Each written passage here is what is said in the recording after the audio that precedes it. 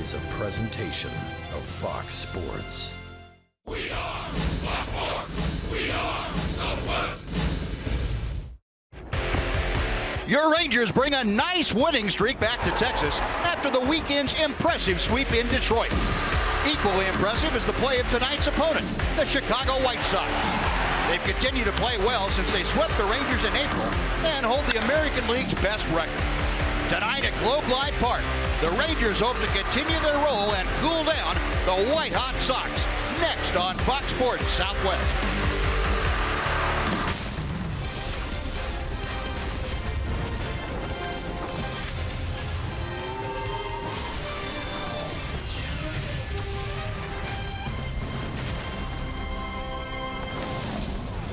Texas Rangers baseball is presented by AT high-speed internet.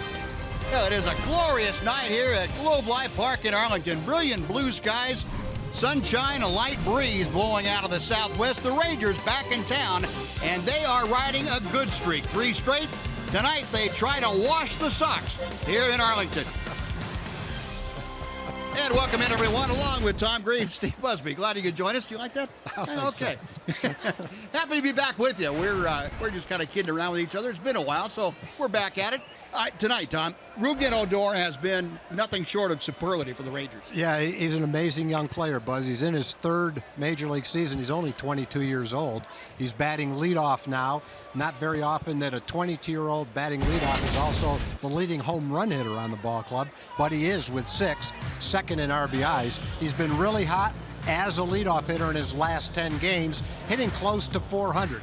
He's also hitting well with men in scoring position. He's doing it all offensively for the Rangers at the ripe young age of 22, and he just seems to be getting better and better with every game he plays. Boy, he does. And where would the Rangers be without Rougned Odor? That's anybody's guess, because he has been everything for the Rangers this season, and it's good to see him right at the top of the order. Well, Colby Lewis will get the start tonight against the Sox, and he has handled them very well. Prince Fielder and the offense back at home. They are comfortable and ready to go. Sox and Rangers coming up next from Globe Life Park in Arlington.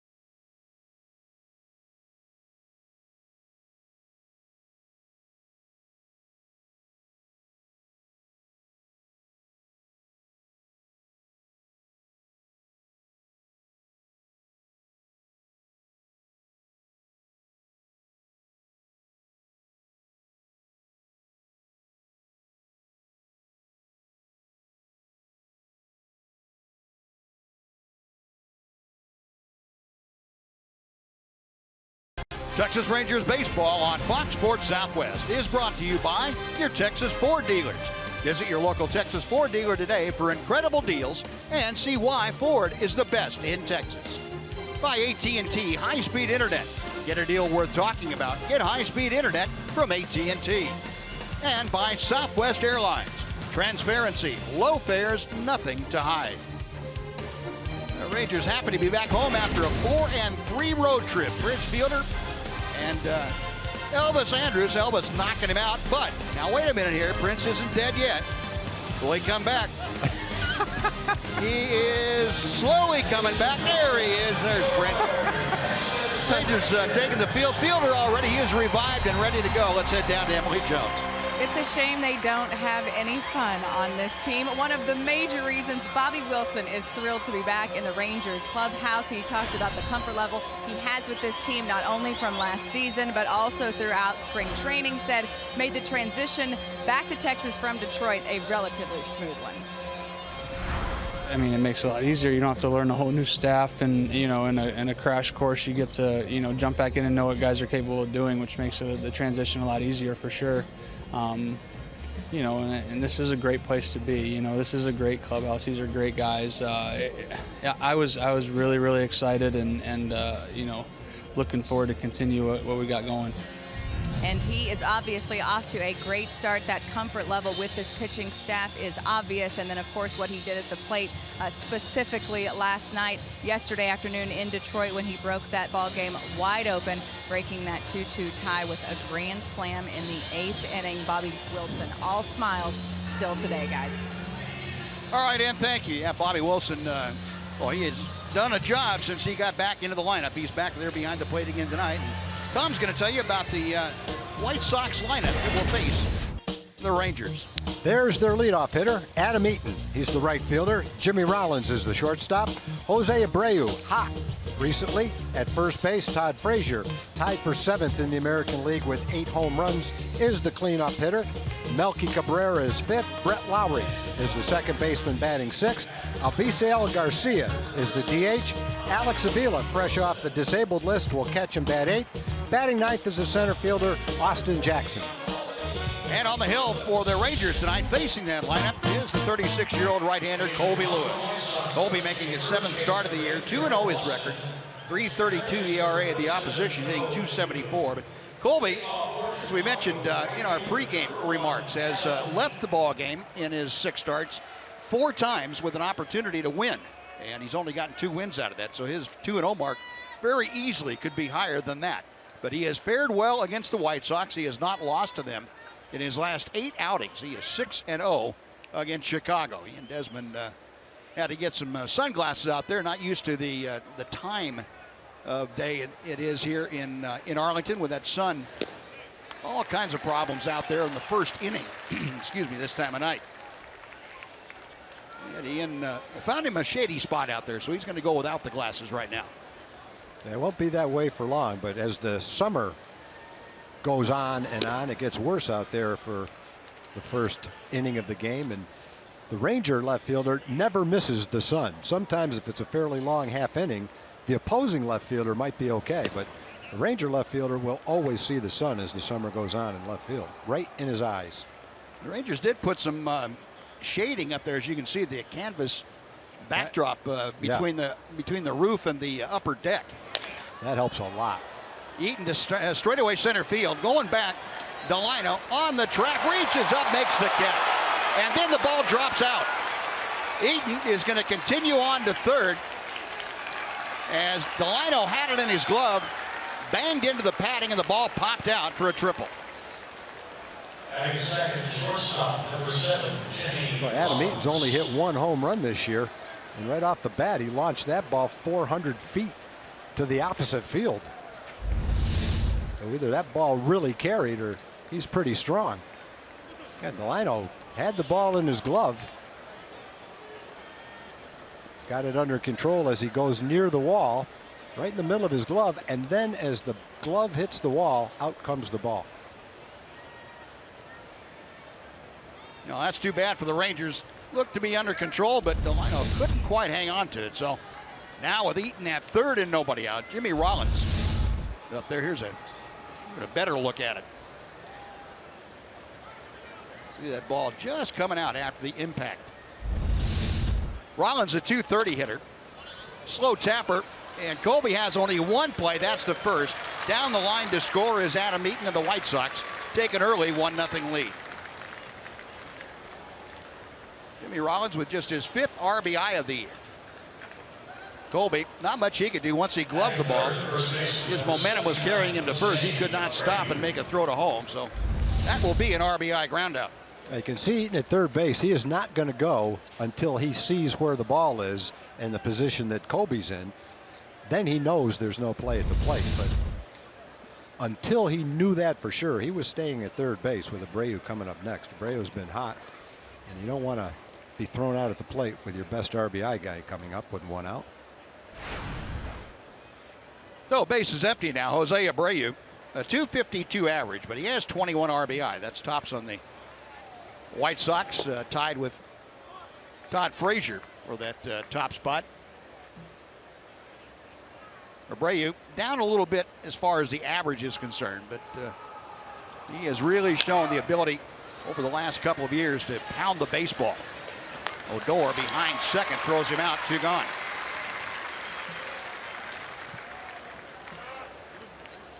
Now let's take a look at the Ranger defense. It's delivered to you tonight by Break Check. Outfield, you saw Delino DeShields in center field. He's flanked by Ian Desmond in left and Nomar Mazara in right field. Infield of Moreland at first. Odor, as you saw going up the middle, is playing second. Andrus at short. Beltre at third, and Bobby Wilson catching for Colby Lewis tonight. Oh, 2 gone. Here is Todd Frazier, the third baseman. You got pieces of bat flying everywhere, and the ball is cued foul. Adrien will come in and pick up that rather large toothpick now. Checking to make sure that's ripe wood. Now Frazier back to grab a new bat, and he will make his way back to the batter's box. Todd Frazier, as we mentioned, tied with Jose Abreu, 21 RBI, but 8 home runs. That's tops on the club. Hitting just .194, and he is in a deep funk right now offensively as he looks at strike 2. Frazier just 3 for his last 35 times to the plate. That's over his last 9 ball games. Snapped an 0 for 20 streak that he was in the other day. But it has been a struggle for the former Cincinnati Red.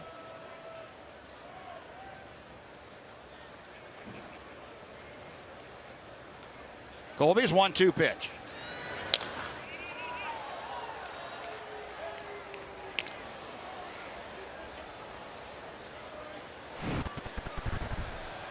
Frazier has been a fixture. Here's that number we were talking about, 3 out of his last 35. But he has been a fixture all 33 games now. He has started at third for the White Sox and batted cleanup.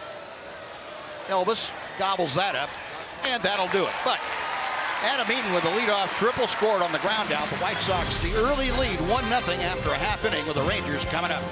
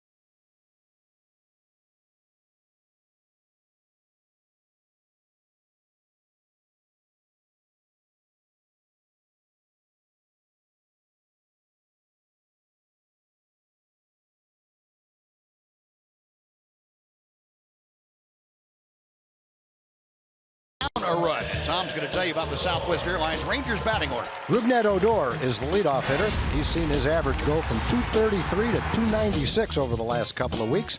Nomar Mazara, 7th in the league with a 320 average, is second. Adrien Beltre is third. Prince Fielder is the cleanup hitter.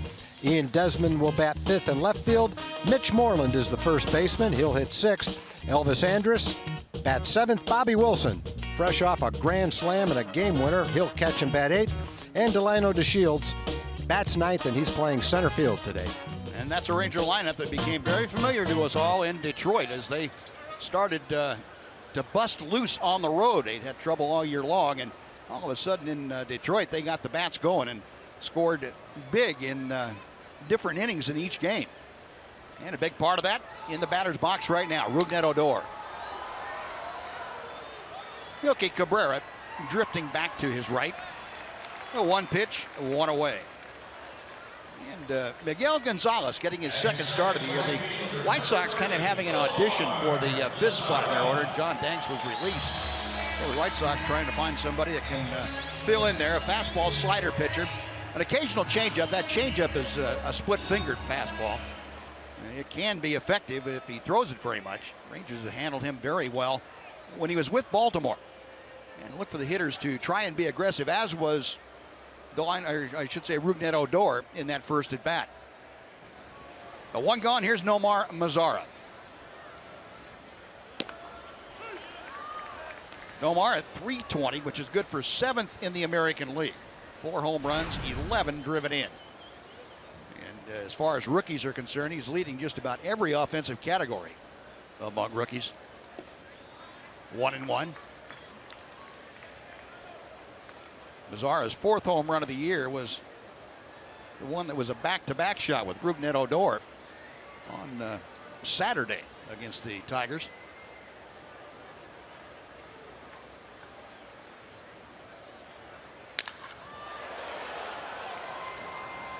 Center fielder Austin Jackson back there, camped underneath it.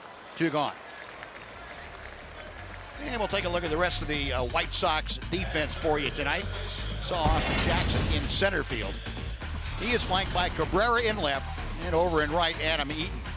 Good defensive outfield. Abreu and Lowry on the right side of the infield. Rollins and Frazier on the left. Alex Avila just off the disabled list behind home plate. And Miguel Gonzalez, he is getting the start tonight. Gonzalez, a 31-year-old right-hander, as we mentioned, spent the entirety of his major league career with the Baltimore Orioles. The Orioles released him this past spring training. He signed with the White Sox. Made 1 start with the Sox earlier and spent time after that down at AAA. White Sox trying to find that 5th starter to fill in with what is a very good front 4 in the starting rotation. You look at Chris Sale and Jose Quintana, Matt Latos. That trio for the White Sox, 17-1. The White Sox are 19-1 when those 3 start. That's pretty close to perfect. Yeah, when you look at the top pitching in the American League, it's the White Sox. ERA of 2.78. They have the best rotation ERA wise in the American League. You mentioned Quintana and Sale. Quintana's ERA is 1.38. Sale 1.79. They're in the top 4 in the league. Also in the top 3 in innings pitched. So 2 workhorses, just about untouchable this year. And the good thing about that, Buzz, the Rangers won't face Quintana or Sale in this 3-game series. That's kind of the luck of the draw. Beltre loops one down the left field line. It's headed for the corner at extra bases. Into the corner, Cabrera to dig it out, and Beltre in at second with a 2-out double. That's kind of the classic go down on your back knee, reach, and hook a double down the left field line. Frequently you'll see Adrien resort to that swing on a pitch that's low. It's almost like he goes down on one knee to get down as low as the ball. It's a low curve ball. Down on one knee. Hooks it. Now, if you're a young player trying to emulate a big league player, that's probably not the swing you want to emulate. Yeah. That's just one that works for Adrien. Not many others are successful with that type of a swing. Well, you're welcome to emulate the results if you want to do that. That double for Adrien Beltre, that is his 569th career double. And that puts him only 3 now behind Pudge Rodriguez on that all-time list. I think sometimes the pitches, generally, he's not going to swing like that at a high fastball. Generally, the pitches that he swings at and goes down on his back knee are just barely off the ground. And it's almost like he goes down to one knee to get lower to make good contact. So Adrien has himself in scoring position. Now here's Prince Fielder. And Fielder, despite going 0 for 13 in Detroit, has found a way to get the RBI going. He's got 18. That's a tie for 3rd on the Ranger club. 2 for 9 in his career against Gonzalez. And if that pitch number 1 is going to be called a strike all day, it could be a good day for the pitchers. Makes that about a 24-inch plate. I know Kobe Lewis will be taking advantage of that if that's a strike. You know, Laz Diaz has been known to have a rather large strike zone at times. Birthday wishes being sent out to Prince Fielder. He is celebrating his birthday today, number 32 for the Ranger DH. Also Josh Boyd, player personnel director for the Rangers, celebrating a birthday. Prince looking for a present right here. 1-2.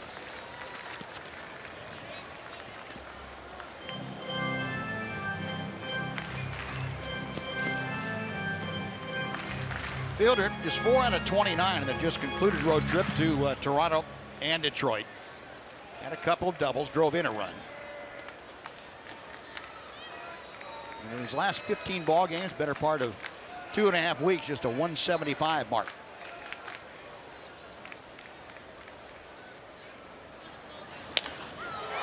In the air to right field. That is playable for Adam Eaton. And that'll do it. So Gonzalez able to work around the 2-out Beltre double. Rangers strand a runner after 1 in Arlington. It's the White Sox 1 and the Rangers nothing.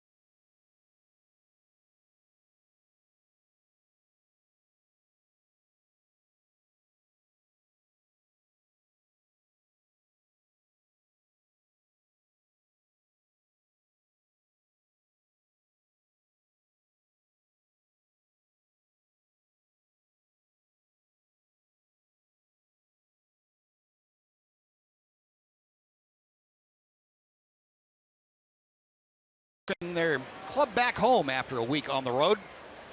White Sox with an early 1-0 lead. And they come to bat here in the second. Melky Cabrera to start things off. And he takes that first pitch. Belt high, strike 1.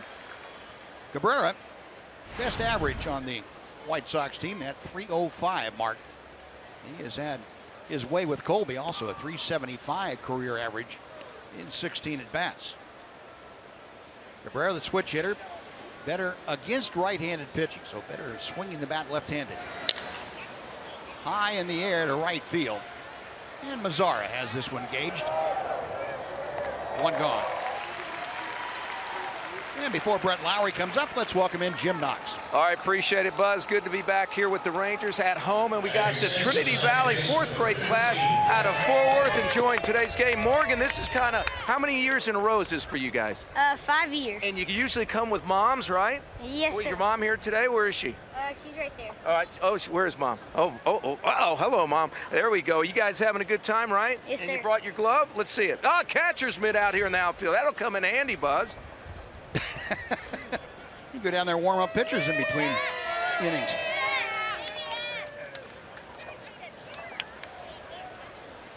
Here's Brett Lowry, White Sox second baseman. He takes a strike to even things out. Lowry, a .277 average. 4 home runs, 12 driven in.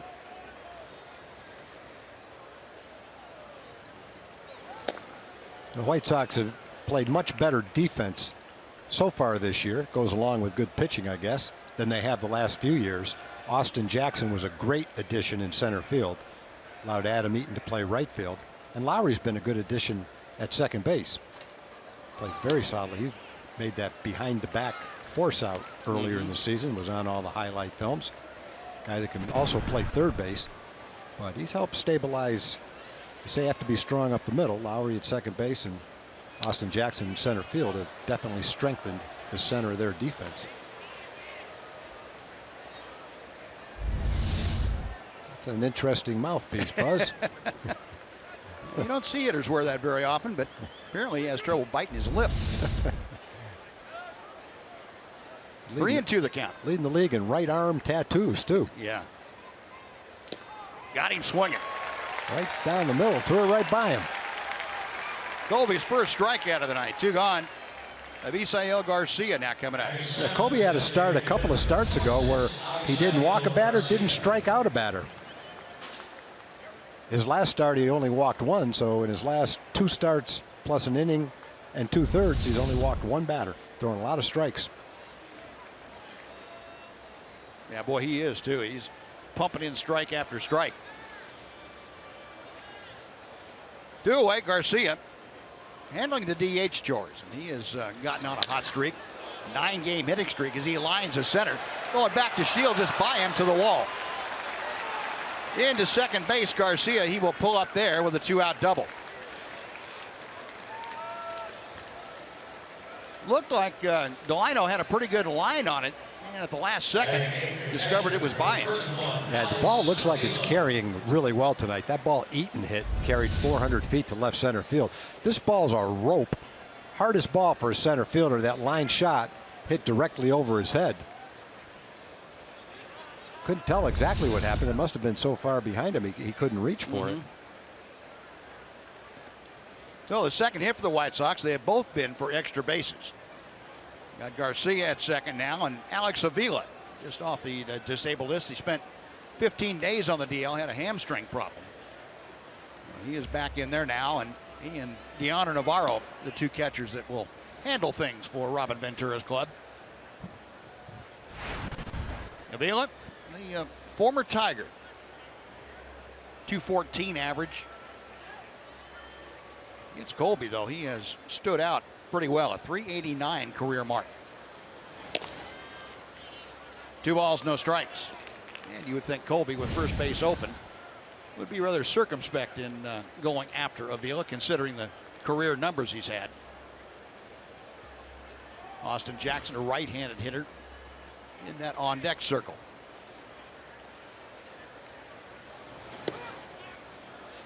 Three balls, no strikes.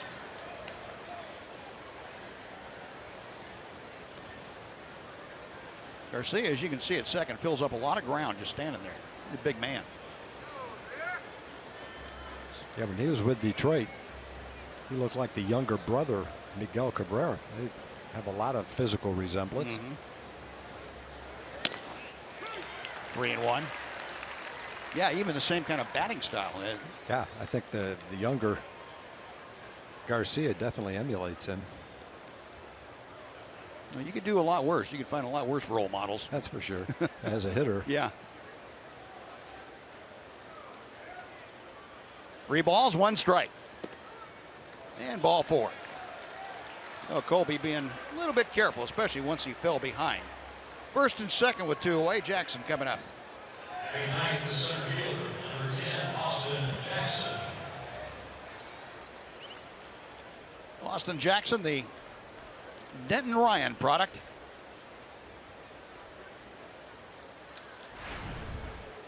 Appears to have found a home here with the White Sox. Spent some time in Detroit, Tampa Bay, Seattle. White Sox, though, well, they made good use of him when they went out and got him. They had need for a right-handed bat in the lineup and also a center fielder. Adam Eaton is very fast, but felt that Austin Jackson probably a better natural center fielder. And it has made the White Sox outfield all that much better. Eaton among the league leaders in assists from right field. Colby with that good slider makes it no balls, 2 strikes. Garcia at second. He is trailed by Alex Avila at first. 2 outs. White Sox leading 1-0. 1-2. Austin Jackson, in his last 14 games, has hit just below 300, 292. He's gotten it going pretty well. And with runners in scoring position, which is the situation he has right now, he's hit 345 this season.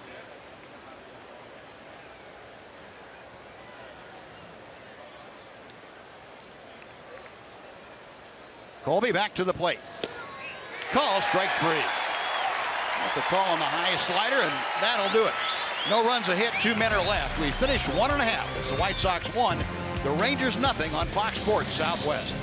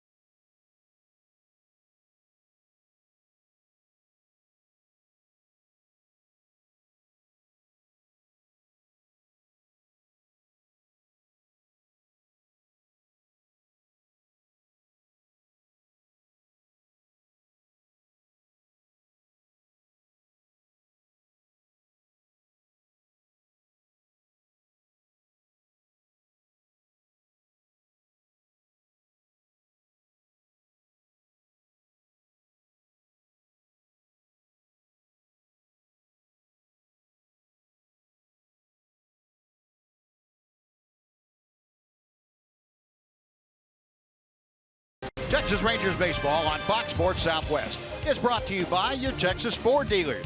Visit your local Texas Ford dealer today for incredible deals and see why Ford is the best in Texas.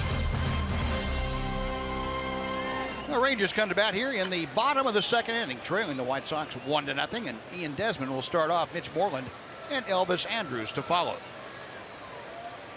Desmond steps in, hitting at .239. That's the highest his average has been this year. Looks at strike 1. Ian has been hitting the ball very solidly the last 3 weeks.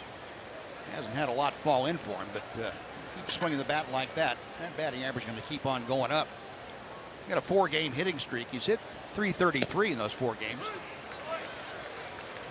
Definitely a day to be a pitcher. That strike zone is a little bit wide, but that's going to be that way for both pitchers by the looks of it.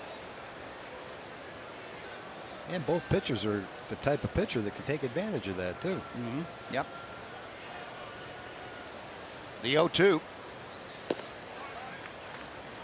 1 ball and 2 strikes. Yeah, in spite of a slow start for Ian, he's made up for it. He's tied for 5th in the league in runs, tied for 8th in stolen bases. So he is definitely making the best by getting hot over the last 3 weeks. Got him swinging. Gonzalez, and that's that hard splitter. That is out number 1, first strikeout. Let's go back to the last half inning. Avisail Garcia hit a rope to center field. And Tom, why don't you go ahead and take this? Well, from here, you can't really tell how far over Delano's head that ball was. And from one angle, you might say, why didn't he reach up to try to catch it? But then when you see it from that angle, you can see how hard Avisail Garcia hit that ball. It just sailed right over his head. That was one of those balls that just really carried because of how hard it was hit. And in spite of a good jump and good speed, Delano just never had a chance to catch that ball. Too far over his head.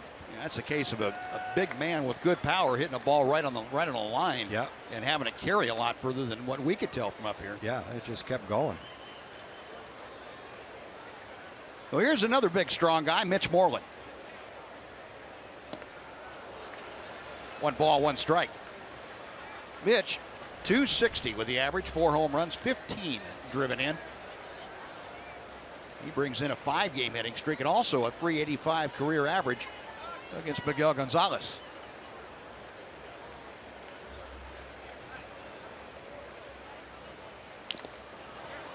One and two.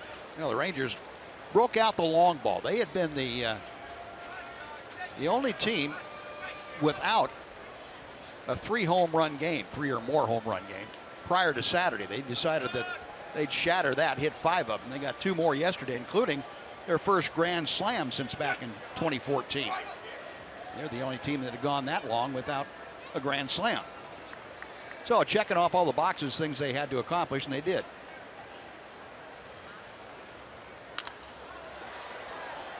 Backing out of play. The count remains 1 ball and 2 strikes. Well, the other thing the Rangers continue to do is have those big innings. They had their biggest inning, a 7-run inning, but they've also had a number of innings with 5 or more runs, way more than any other team in the league. Jeff Bannister's club, 8 5-run innings or 5 or more run innings. The Rangers get a couple of runs, boy, you better watch out because they can definitely tack some more on. Shortstop Rollins will shovel with his glove, and they just get him. He almost shoveled a changeup over to first base that allowed Mitch to beat it out. And Jeff Bannister's going to say, hang on here a second. He tells Laz Diaz, we want to take a look at that upstairs. Let Bobby Jones and Adam Brenner do their magic on the replay machine upstairs. See what happened. I think Rollins was hoping to get that ball to first base a little quicker, but as he scooped it, it kind of flipped high in the air and got there almost like a changeup. Made it a very close play. And it's hard for Manny Gonzalez, the first base umpire, on a softly tossed ball like that. He's looking at the foot hitting the bag. He's listening for the ball to impact the glove, and you really can't hear anything more than a soft poof when the ball goes in the glove. And Rangers convinced that that ball just did beat Mitch Moreland to the bag. Yep, good call by Manny. There's a play that a shift on for Mitch Moreland. As always, the overshift. You have the shortstop coming in a very unusual angle for him. Jimmy Rollins having to come in, and I'm sure he probably has not made that throw as a shortstop before in his career, I would venture to say. Not that little 35-foot throw to first base. Elvis going after the first pitch, and he will fly out to center. Jackson circling in underneath it. That'll do it. Rangers out in order. We've finished 2 here at Globe Life Park in Arlington. White Sox leading the Rangers 1-0 on Fox Sports Southwest.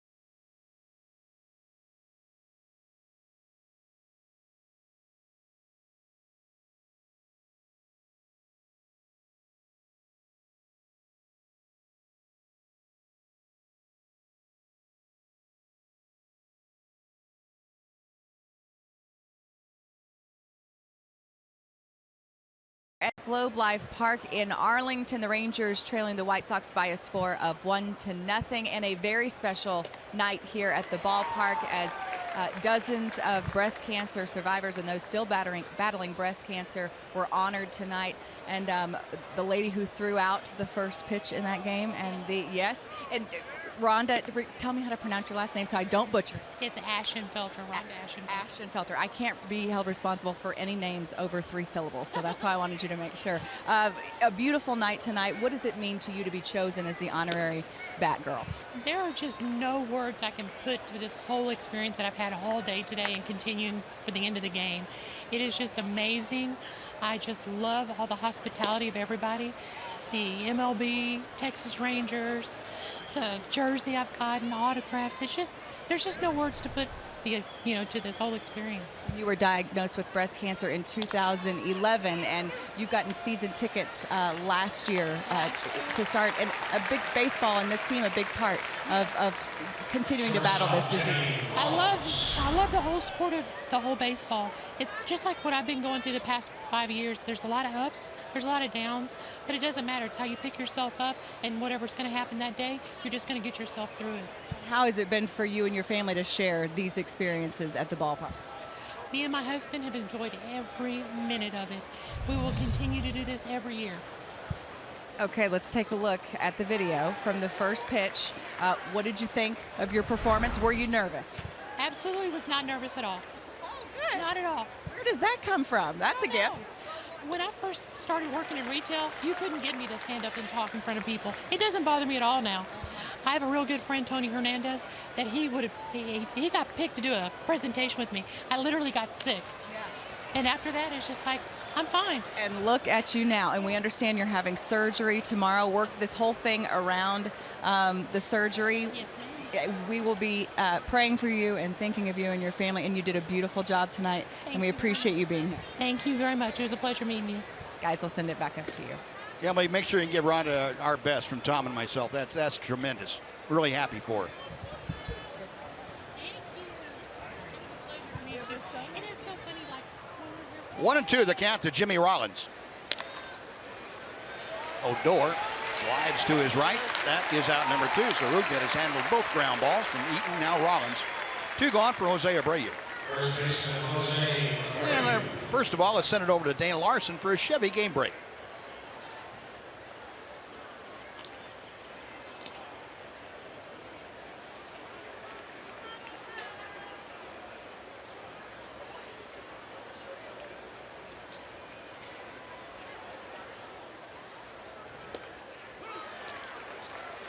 All right, Dana, thank you.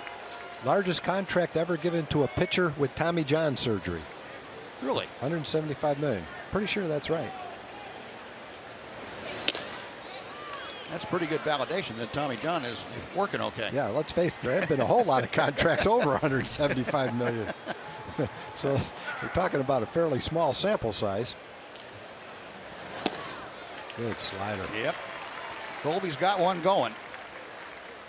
All you have to do, I think, is bring the White Sox in front of Colby, and he breaks out that slider. Boy, he's got a good one, that fastball that he's able to pinpoint at will. He has that going. He pretty well handles the White Sox. Good fastball in.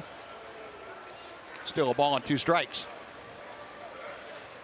Good look from right down the right field line. Right there between the upper home run porch and the stands. There's our RF camera roaming around.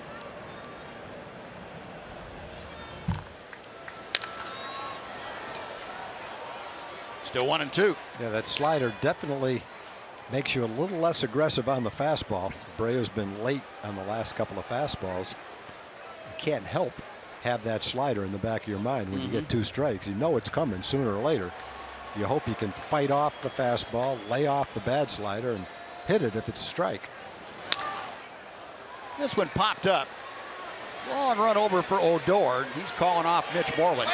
And Rougned handles all 3 balls in the inning. 3 up and 3 down. White Sox gone in order. We played 2.5. The White Sox won. The Rangers nothing on Fox Sports Southwest.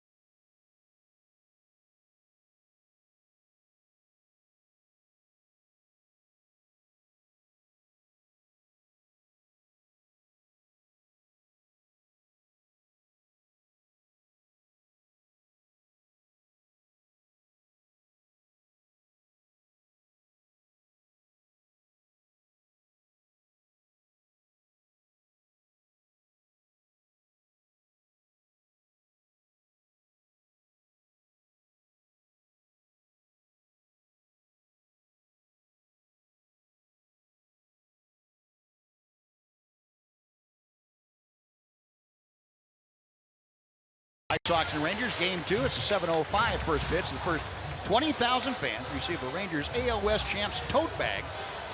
And, you can visit TexasRangers.com or call 972-RANGERS to get your tickets for the tote bag night. MLB Network Rangers tote bag. Well, Bobby Wilson, the hero of yesterday's ball game with that grand slam in the 8th inning against Detroit. Bobby hitting a cool .545 in his 3 games since coming back to the Rangers. And he rifles one to left field. Coming on, Melky Cabrera. That was a roll. He hit that ball harder than he hit his grand slam. Yep, he sure did. That almost handcuffed Melky Cabrera in left field. Cabrera looking up at the scoreboard to see what he missed, because he almost missed the ball. And if you get that one while the sun's still in your eyes, you're going to be ducking and watching that ball bounce off the wall.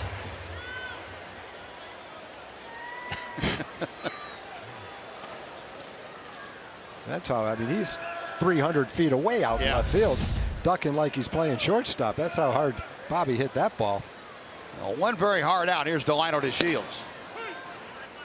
0-1. Delino hit his 2nd home run of the year yesterday, right after Bobby's grand slam. Delino left the ballpark against Mark Lowe. .222 average.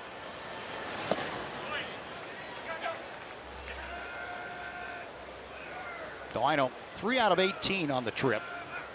And that home run yesterday snapped an 0 for 13 that he was in.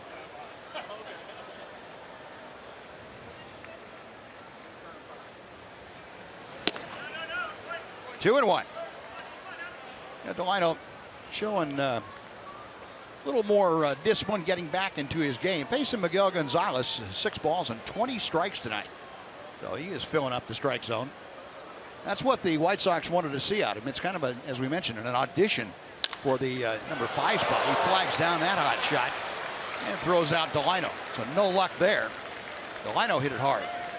And the Rangers lit him up a couple of times last year. Pitched for Baltimore the last 4 years. The Rangers beat him twice last year. His ERA was over 9. That was going to be a play that Lowry probably would have gotten to, but with Delino's speed, it would have been a fairly close play at first base. Hard hit ball. Gonzalez was a solid 4th or 5th starter for the Orioles. He was 39 and 33 with a .382 ERA over 4 years. Finished poorly last year, the last month and a half, 2 months of the season. That's why he's not with the Orioles anymore. Yeah, they released him at the end of spring training this year. 0-1 to Odor. Got him on the fist, and Abreu will take that to the bag. No, just like that, Gonzalez now has retired the last 7 that he has faced. Rangers gone in the 3rd after 3 complete. 1-0 Chicago on Fox Sports Southwest.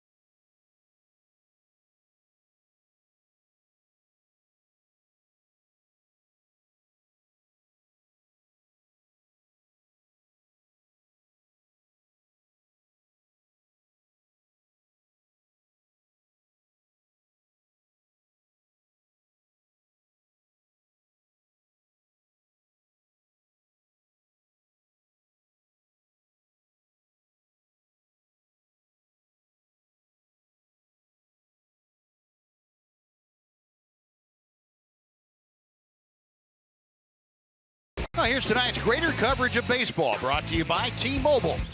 Around baseball today, Felix Hernandez seeks to become the Mariners' all-time wins leader.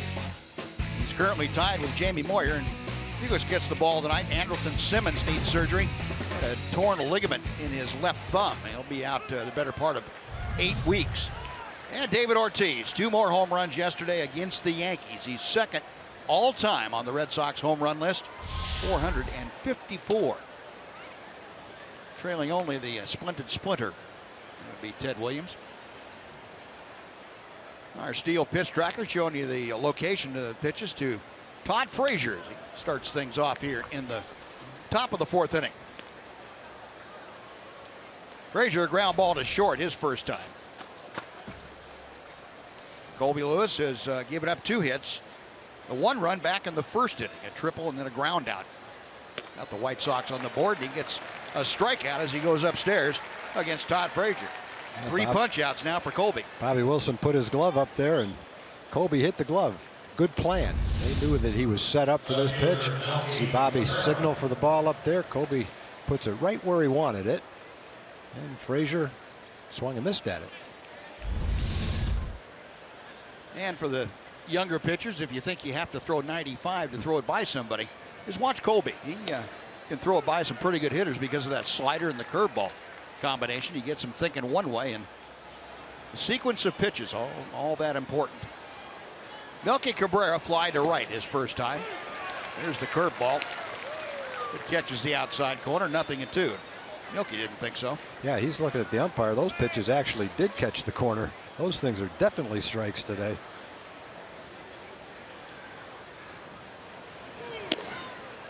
A ball and 2 strikes.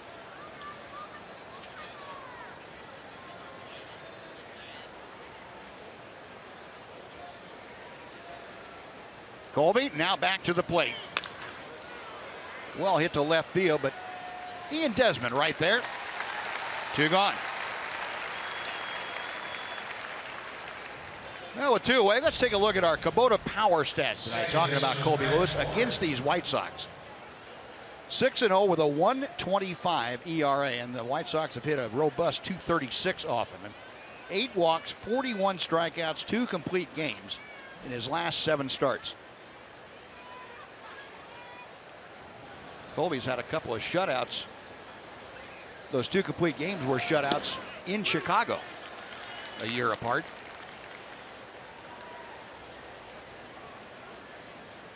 Brett Lowry, a strikeout victim the first time that he faced Colby.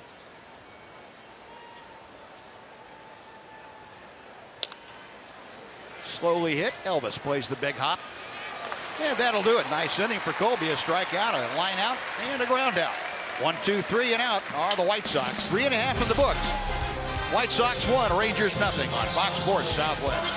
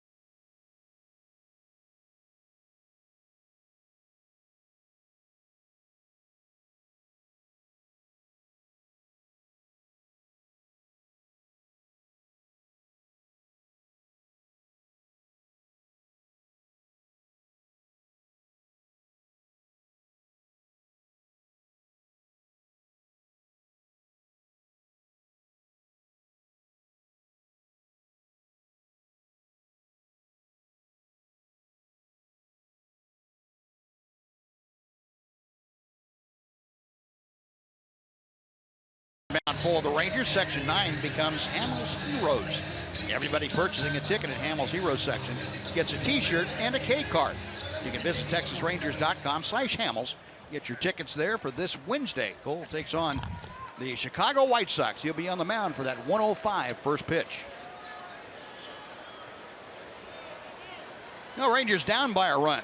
Miguel Gonzalez has retired 7 straight. Takes on Nomar Mazara to start things off. And he pumps in strike 1. Mazara wide out to center his first time up. Young man with a .316 average.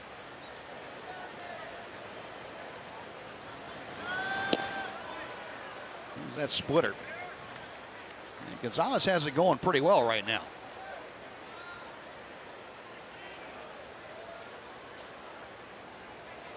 Mentioned Mazara coming into play was 7th in the batting race in the American League.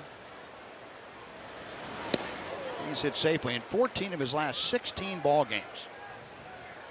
He is playing in his 24th game for the Rangers.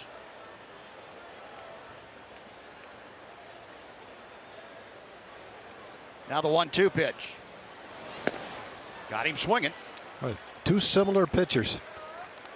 Different pitches, but a similar velocity with their fastball, similar plan. Kobe has the big slider. Gonzalez has a good splitter. Trying to throw that fastball up and in after a couple of splitters down and away, and he set up Nomar for that pitch and got the result he was looking for. Sure did. Well executed. Yep. So 2 strikeouts now for Gonzalez, 1 away. Here's Adrien Beltre. Beltre, the only Ranger to reach base tonight. He had a 2-outs double into the left field corner back in the first. 0-1. Gonzalez has only thrown 34 pitches with 1 out in the 4th inning. 34 pitches to get 10 outs. That's pretty efficient. Sure is.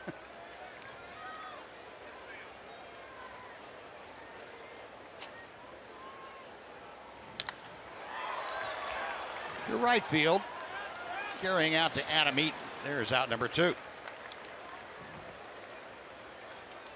So a strikeout, fly ball to right. Now Prince Fielder comes up.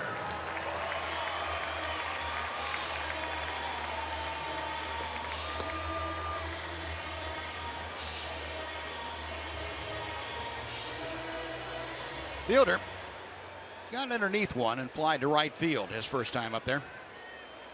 Prince now trying to snap out of an 0 for 15 that he is in. 1 ball and no strikes. One of the Ranger notes this evening, the 0 for 13 that Prince had in Detroit. The most hitless at bats by a Ranger in a 3-game series since Nelly Cruz took an 0 for 13 back in 2011. Well, you get a couple of sluggers like Cruz and Fielder, and that can happen when they are having a little trouble. Abreu to the bag. That'll do it. Rangers out in order. That is 10 straight now, sent down by Miguel Gonzalez and the White Sox. We finished 4 at Globe Life Park in Arlington. White Sox leading 1-0.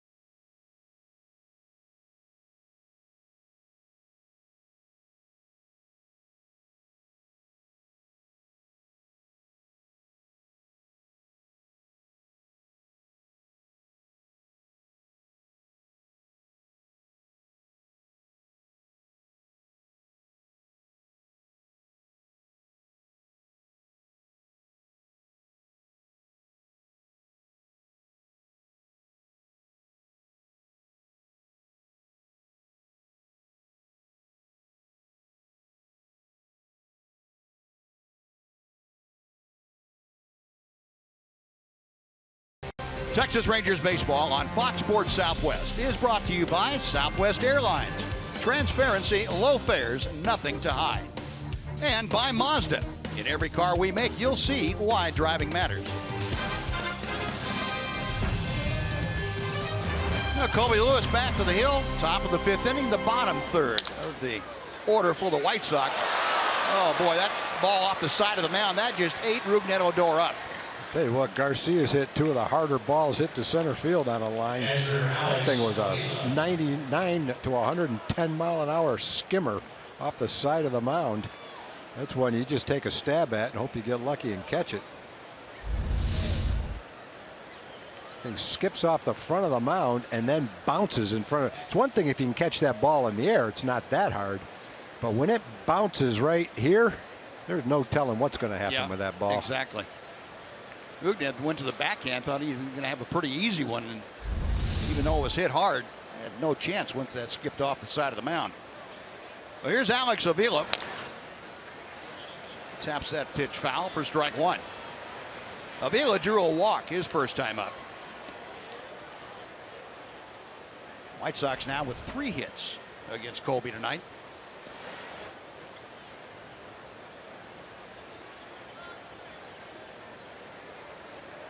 Avila brings in that .214 average. 1-1. White Sox placed Avila on the disabled list on the 24th.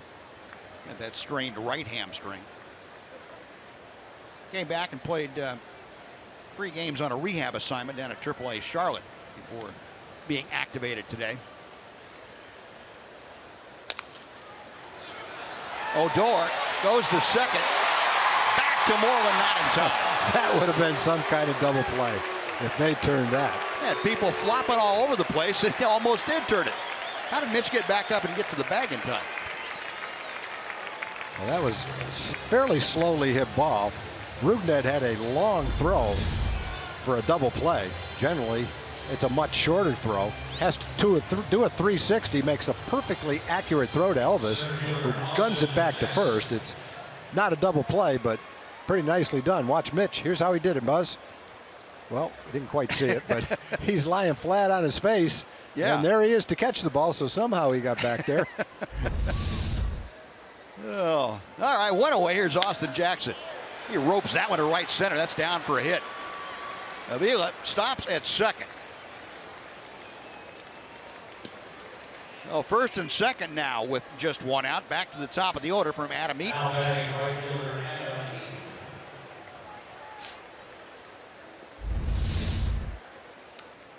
There's Mitch's dive. Odor's play. Mitch gets up off the ground in time to catch this rifle from Elvis back at first base. Nice going, Mitch. That's some agility right there. Yeah. He's a big guy, but he moves around first base very, very well. Well, first and second, here's Eaton, who has tripled. Scored the only run so far in this ball game. He's also grounded out. Just off the outside corner for ball 1. Our steel pitch tracker showing you how close that first pitch was. Eaton, 295 is the average. Rangers looking for that double play ball. 2-0. Rangers come into play tonight. 47 double plays turned. That's the most in baseball.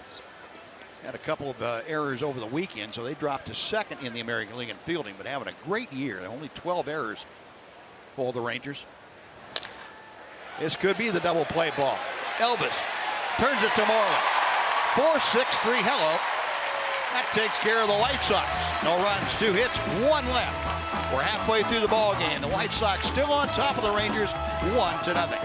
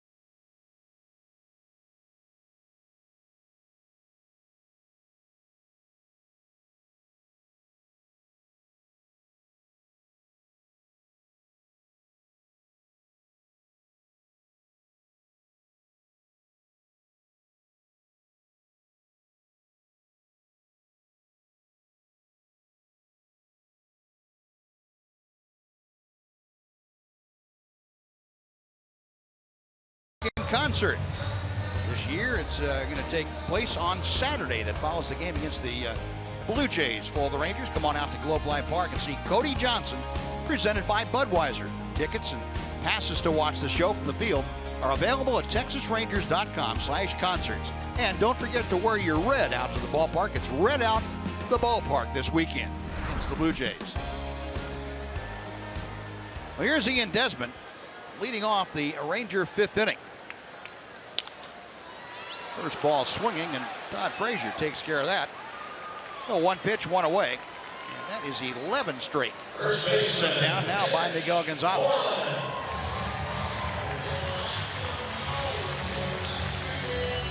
Next will be Mitch Moreland. And Mitch Moreland, our TXU power player to watch. TXU Energy bringing you this tonight. At home this year, Mitch, a .333 average. 3 home runs out of his 4 that he's hit. A .1082 OPS. He's reached base safely in all 12 Ranger home games. 1 ball and no strikes.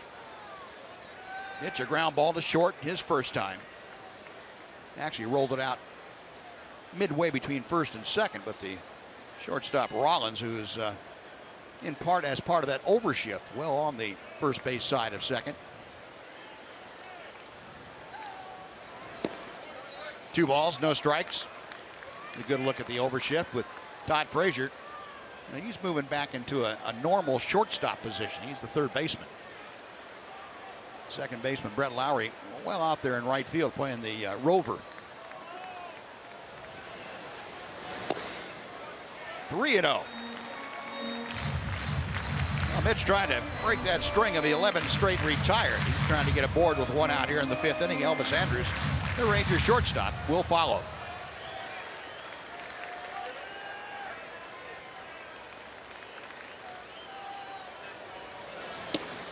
And ball 4. So Mitch draws a 4-pitch walk. Looks like Miguel Gonzalez wasn't going to give Mitch anything that he could pull out of the ballpark. I think he thinks this has got a chance of being a 1-run game, and he wasn't about to give up 1 run to Mitch Moreland.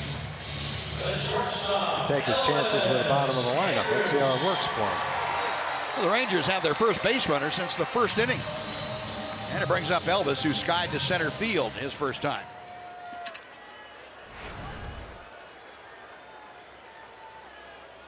And a quick note on Moreland.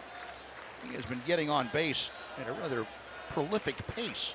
How about 27 out of the 29 games that he's played in with that walk, either by a hit or a walk. 1 ball and no strikes to Elvis. Andrus, a 2-for-4 game yesterday. He was beaten up at the end of that game, though. He got hit by a pitch from Mark Lowe. He fouled the ball off his left knee. Stole second, and probably got a strawberry sliding into second.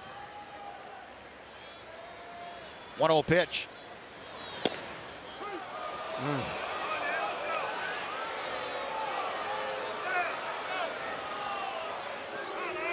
This is just, it's going to be the kind of game where the hitters are probably going to have a tougher time with the strike zone than the pitcher is. That's just the way it is.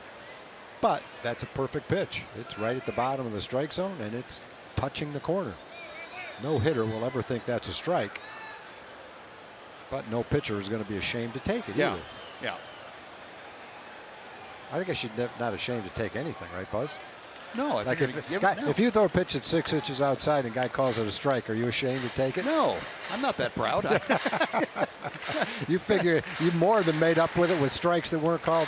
I've thrown pitches out there and guys hit them the other way, almost out of the ballpark. What's the difference? That's right. It's up to the hitter to hit that pitch.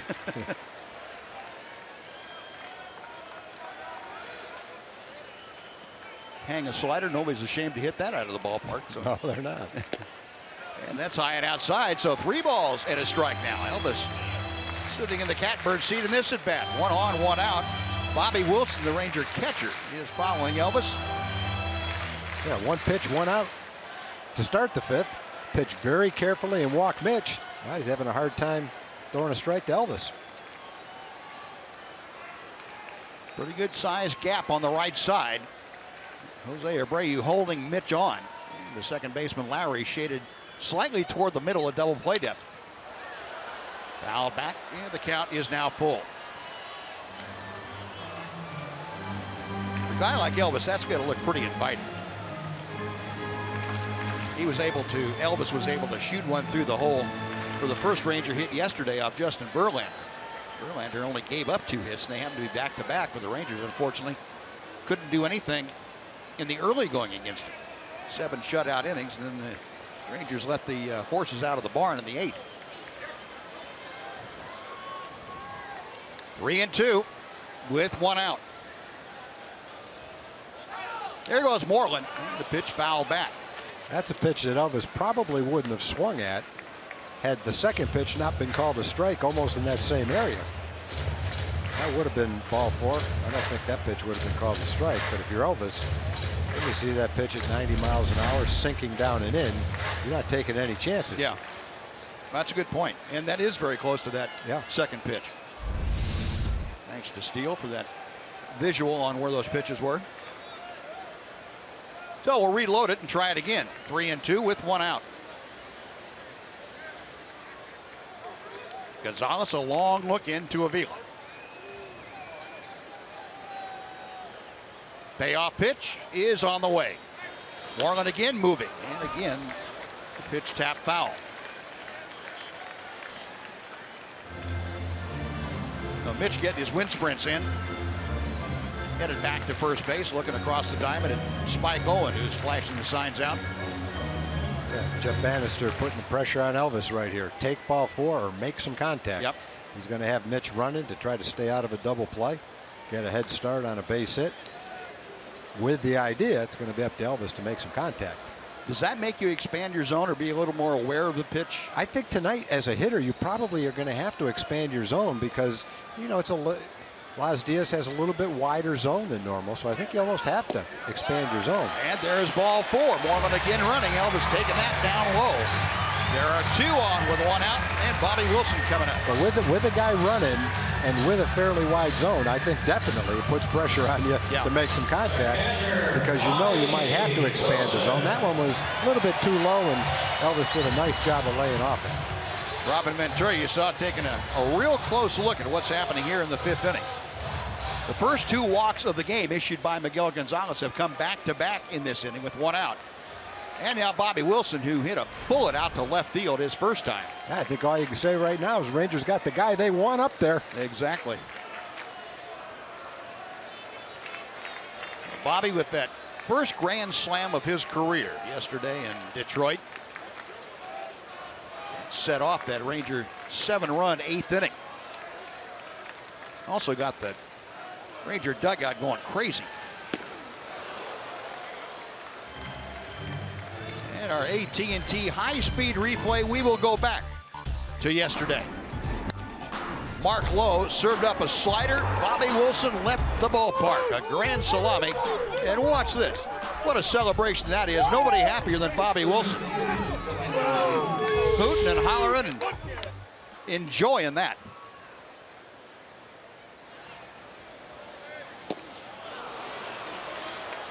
Nothing in 2. Bobby said after the game, and he was looking for a slider from Lowe, even though he hadn't been able to hit one the entire series. Said, I knew if he gave me one in the strike zone, I'd probably hit it. He hung it just enough. Yep. You got to concentrate now. No balls and 2 strikes. Try to lay off a ball and drive a strike for a base hit. And before Bobby, it was Rougned Odor, as you see in Seattle in 2014, that had the last Ranger salami. Got him swinging. Well, a 3-pitch strikeout of Bobby Wilson. 2 gone, and Delino DeShields coming in. And before Delino steps in, let's throw it over to Dana Larson for a Chevy game break.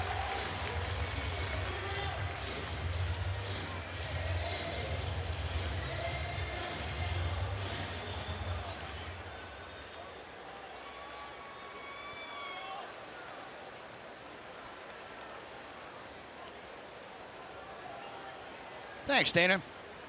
The Red Sox putting it together. They were trailing by a half game, trailing Baltimore by a half game in that Eastern Division at the start of play tonight. Here's Delino. And a check swing. It is a strike.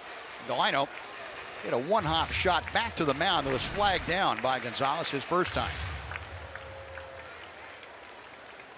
So first and second with 2 outs. Rangers have been very good this year at getting timely base hits. They came into play tonight leading the major leagues in hitting with runners in scoring position. We've got Moreland at second, Andrus at first. 0-2, and Gonzalez has really gotten that breaking ball in a pretty good location to both Bobby Wilson and now Delino DeShields. Yeah, he has not thrown many strikes near the middle of the strike zone. He's doing everything he can to keep it off the plate. There are your averages.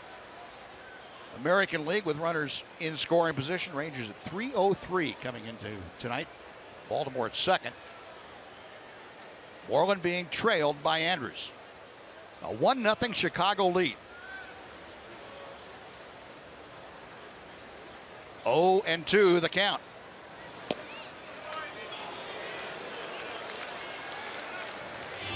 That was awfully close. I wouldn't take it again. No. I think what got him there is he's trying to throw the ball high in the strike zone, get him to swing at a bad pitch. He threw it down a little bit and away.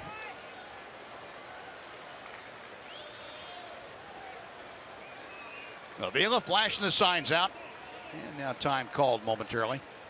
Yeah, umpires are not inclined to give a pitcher what is a legitimate strike when he misses by the full width of the plate. If you're trying to throw it inside, the target's set inside, and the ball goes away, your chances of getting that called are not real good. The umpire he sees the catcher's glove and he anticipates the ball is going to be somewhere near the glove, so he probably doesn't get that great a look at it. Got him swinging. So back-to-back strikeouts after the back-to-back walks. Rangers strand a pair. We're going to the 6th inning here in Arlington. It's the White Sox 1, the Rangers 0 on Fox Sports Southwest.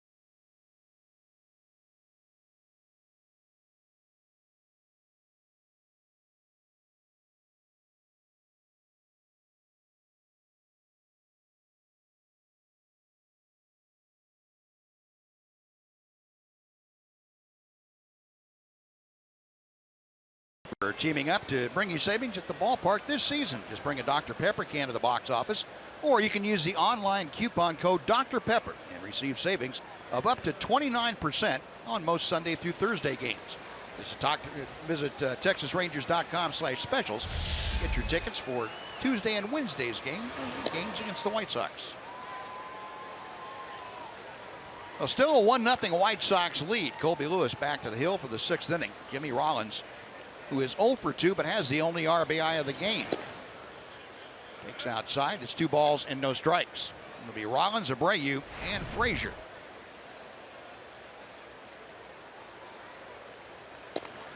Three balls and no strikes. Now Colby has not walked a hitter, or he's walked one tonight. As Alex Avila fires a strike. He has been his typical master self against these White Sox. Popped up. That is back and out of play.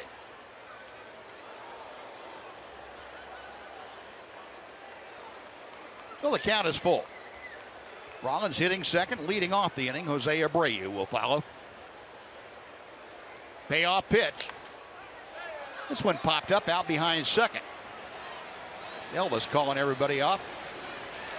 One gone. A good job by Colby to come back from a 3-0 count and get the first out. First baseman Jose Abreu.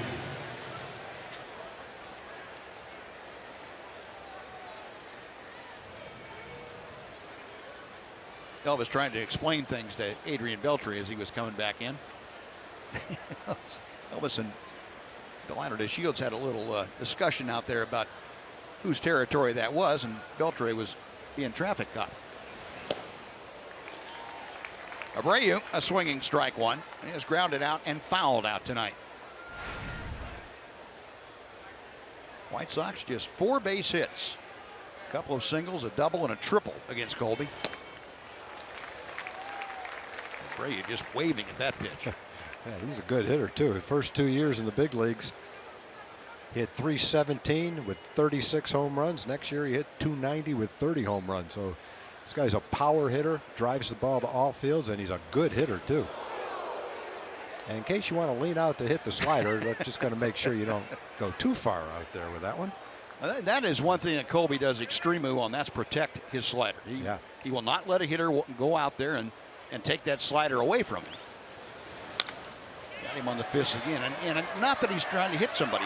That's not the point. The point is he's throwing off the plate inside to make sure a hitter doesn't lean out over the plate and take that slider the other way or take it back up the middle. Yeah, the only way that ball hits you or comes close is if you're doing that. If you're diving out there, it's going to be very close.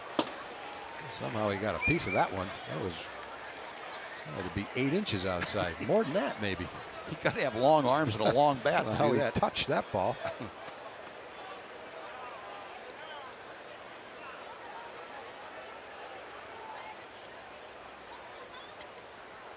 Steal pitch tracker. Almost ran out of room for that last pitch. Call strike 3. That was just being worked over right there. That's a good hitter who's hot. Got off to a slow start. He's only hitting .252, but he's hitting .370 in the last 12 games. So he's heating up, and Colby just carved him up in that at bat. The only fastball that he's thrown away in that at bat, and that was right on the black part of the plate. Abreu could not pull the trigger. 4th strikeout for Colby this evening. 2 gone. Here's Todd Frazier, who has struck out and grounded out.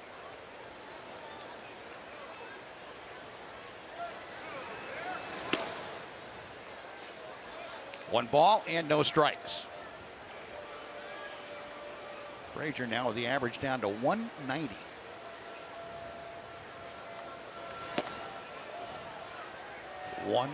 Two and 0. Excuse me. Appeal down to Manny Gonzalez down there at first.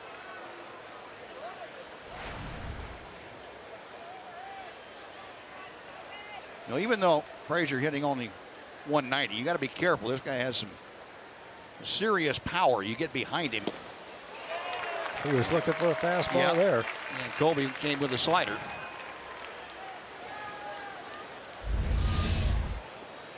Target set down and away, and Frazier sold out for the fastball. If he'd got the fastball, he was going to make some pretty good contact.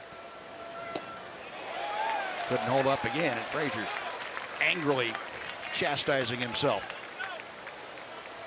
When you're in a streak like he's in, 3 for 37, you tend to jump at the ball. You're trying to hit the ball hard, make up for the bad at bats, and you just kind of play into the pitcher's hand.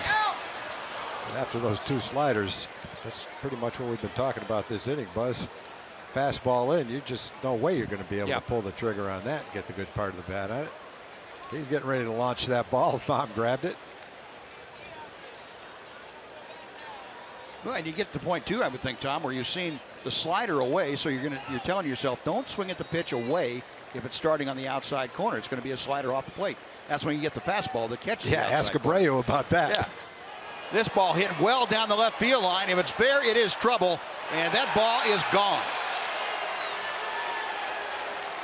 Well, Frazier exhibiting that power we were talking about. Hooked a Colby Lewis pitch right inside the foul pole for his 9th home run of the year. It is a 2-0 Chicago lead. Yeah, a guy like that with power, it doesn't matter if he's 3 for 37. If he gets the good part of the bat on it, he can still give it a ride. Top 10 in home runs and RBIs with a 194 batting average. That slider didn't get exactly where Kobe wanted it. That one was a strike. Not a terrible strike, but probably not exactly where Kobe intended it to be.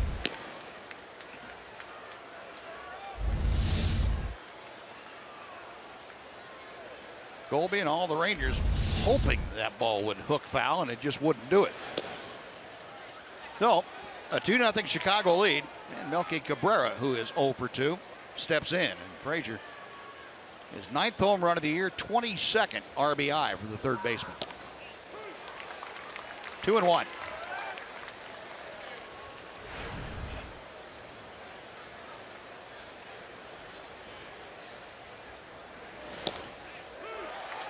That evens the count. Cabrera standing there shaking his head after those two.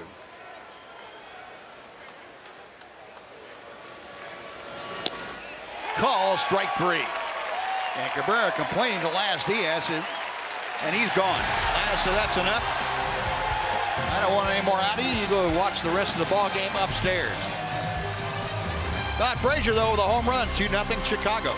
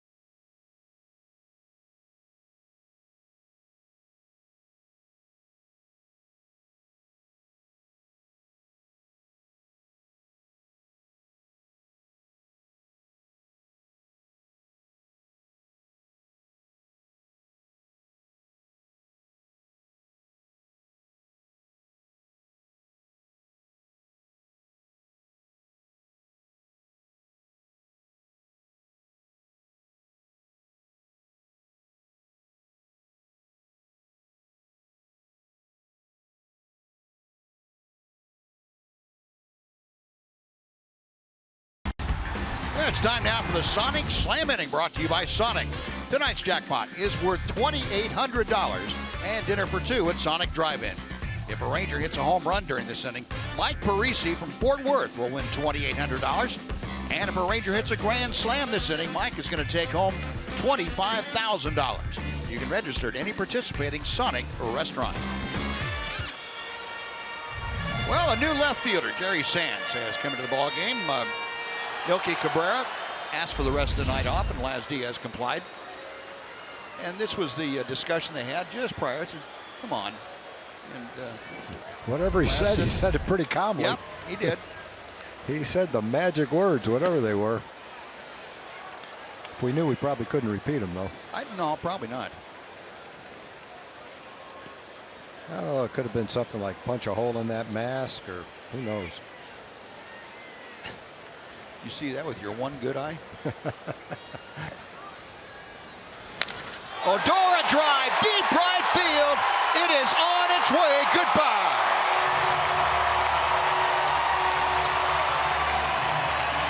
Mike Parisi Fort Worth, $2,800.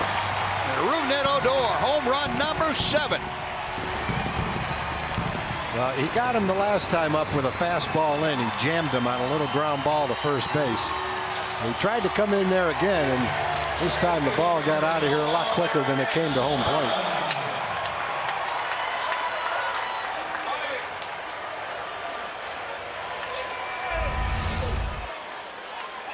I guess he never got it in there very well, did he? Not for very long. Rougned thought that one was gone the second it made contact with that. How about back-to-back from the youngsters again? That wouldn't be bad. Watch Odor's eyes. Well, that is a powerful, compact swing for a 22-year-old, just turned 22-year-old a while back. Nomar was thinking about what you were talking about, Tom. He wanted to go back-to-back. Boy. Gonzalez goes to that splitter. That's been his best pitch today. Kept the hitters off his fastball a little bit.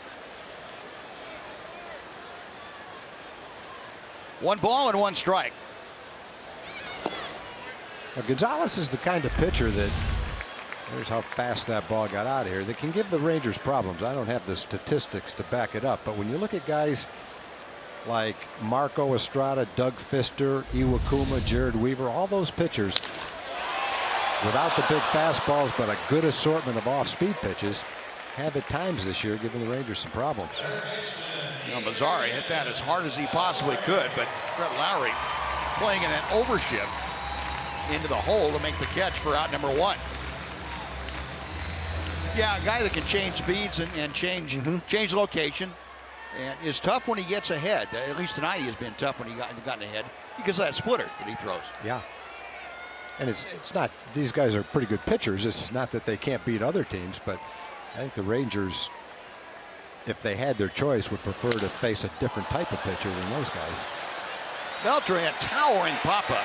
Abreu in foul ground. That's out number 2.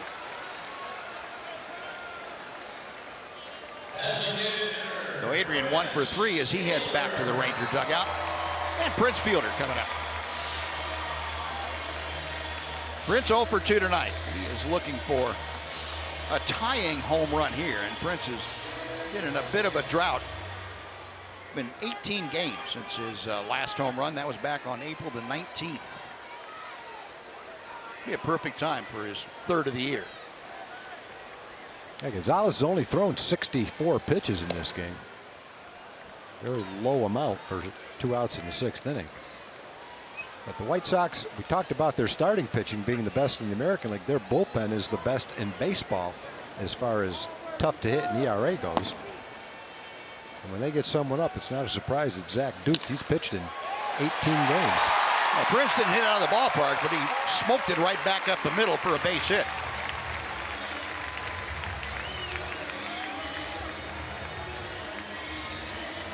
And we'll take you back for a quick look back at Rougned Odor, our Ford leaderboard, career home runs, active players under the age of 23. And Rougned at 22 certainly qualifies. Odor with 32 of them. Carlos Correa second, 27. Miguel Sano with 21. Then Addison Russell and Francisco Lindor. That's a pretty talented fivesome of young players. Here's Ian Desmond with Fielder at first and 2 outs. Ball 1. Desmond struck out in the 2nd, grounded to 3rd in the 5th inning. Yeah, this year for Odor, he's 22. That was Robinson Cano's first year when he was 22. Before Rougie had this year, he had 25 home runs and over 100 RBIs. So just starting this year, he's 25 home runs and 100 plus RBIs ahead of Robinson Cano when he started his career. And he's pretty much on pace to have a better year this year than he has his first couple of years. Probably going to get better and better. Yep. 2 balls, no strikes. Now 3-0. Yeah, you look at Odor coming into the season, you see what he did when he got called back to the big leagues last year, and you say, well, you know, based on what we've seen the first couple of years, even though he's only 22, he's got a chance to hit 20 home runs this year. Yeah. And then you look at the first 6 weeks of the year and you think you might be selling them a little bit short. Right. Those aren't bloopers that are just falling a row back. He's smoking those balls that he's hitting out of the ballpark. He looks like, instead of a leadoff hitter, he's hitting the ball as hard as a fourth place hitter. 3-1 now the count to Desmond. Ian hitting fifth in the order. He'll be followed by Mitch Moreland. He's got Fielder at first with 2 outs. A run across on Odor's home run. Rangers trailing it 2-1.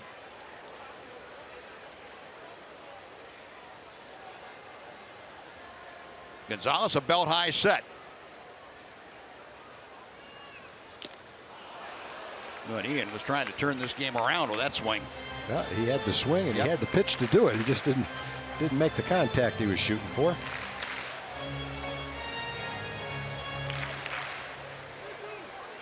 So a full count now with 2 outs. Prince Fielder will have the advantage of a running start from first base. Brady playing behind him.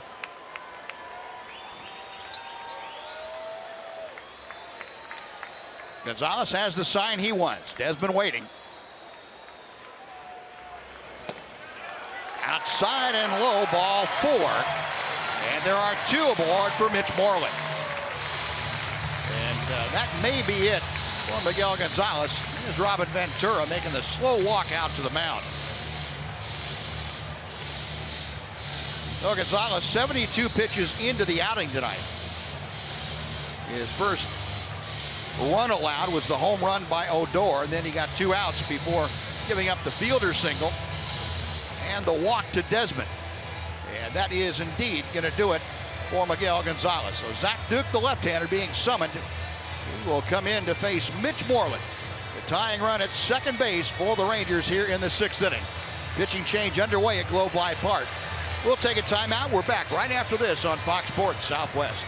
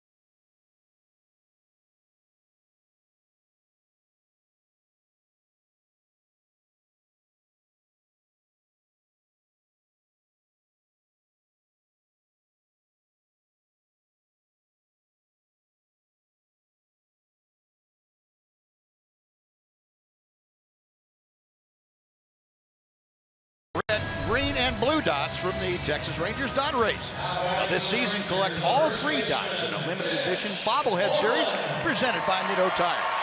The blue dot is the first in the series and will be given away to the first 15,000 fans coming up on Sunday, May 29th. Rangers take on the Pirates in interleague play. Log on to TexasRangers.com. Get your tickets today. Collect those dots. Well, the crowd getting behind their hometown Texas Rangers. Zach Duke, the veteran left-hander, 33-year-old from Clifton, Texas, on to face Mitch Moreland. Runners at first and second, 2 away. Rangers have cut the lead to 2-1 here in the 6th inning.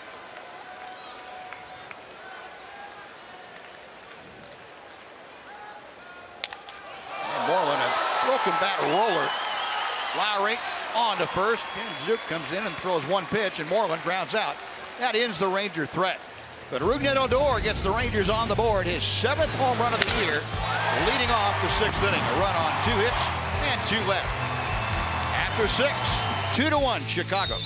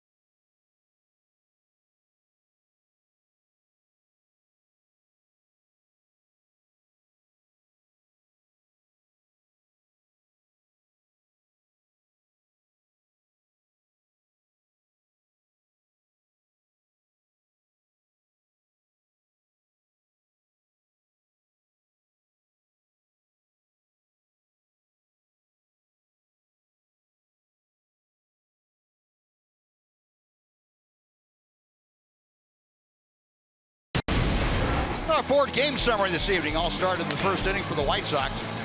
Adam Eaton led off with a triple. Leonard Shields couldn't hang on. He would score on a ground out, 1-0 Chicago. And then Todd Frazier, last inning against Colby Lewis, hooked one right inside the foul pole. 9th home run of the year for Frazier. Then it was Rougned Odor leading off the 6th inning. His 7th round tripper of the year as he blasted one into the lower home run porch. That's where we stand, 2-1 Chicago, as the White Sox come to bat here in the 7th inning. Brett Lowry, the second baseman, leading off. That is strike 1 on the foul ball. Or excuse me, a foul ball, strike 2. My mistake. Fouled one off while you were talking. A lot happens while I'm talking that I'm not aware of. Well, it's tough to read something and watch the game at the same time. Well, excuse me, foul ball that time. Still no balls and 2 strikes. Seen a number of those swings at high inside fastballs from Colby today. Now, Colby has been outstanding. 92 pitches into this contest. Another 0-2. Couldn't get Lowry to bite on that one. Now, Colby's had 6 starts. His first 4 starts were 6 innings. His last 2 starts have been 7 innings. So nothing less than 6 innings, and 7 in his last 2, and a shot with a good inning here of getting 7 more today. And Tony Barnett up just in case. Popped up. Odor camped underneath it. Out number 1. Next to be Abisail Garcia. Look at the inning by inning count. 23 pitches, the only blot on that record in the 6th inning. That was the home run inning. Also a couple of strikeouts in that 6th inning for Colby. Ran the pitch count up a bit.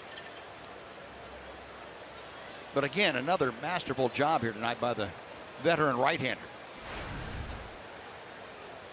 Abisail Garcia has doubled and singled. He's hit the ball right on the nose both times. And Colby gets that inside strike.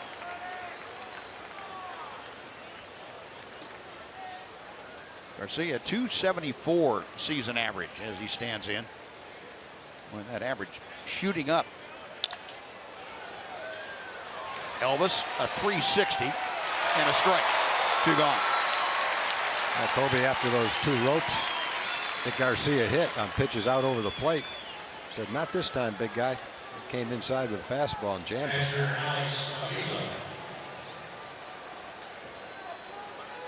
Doug Brocail making taking copious notes as he always does. Barnett continuing to loosen. Cesar Ramos, a left-hander, has also joined him.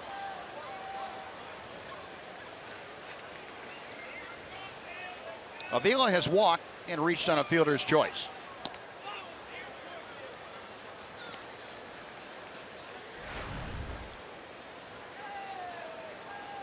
Avila, if you go back before the hamstring problem, in a 3-game hitting streak.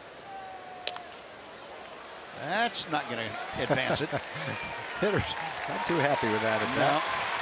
No, very nice inning for Colby Lewis in the 7th. 3 up and 3 down. We'll take the stretch here at the ballpark. 2-1 Chicago on Fox Sports Southwest.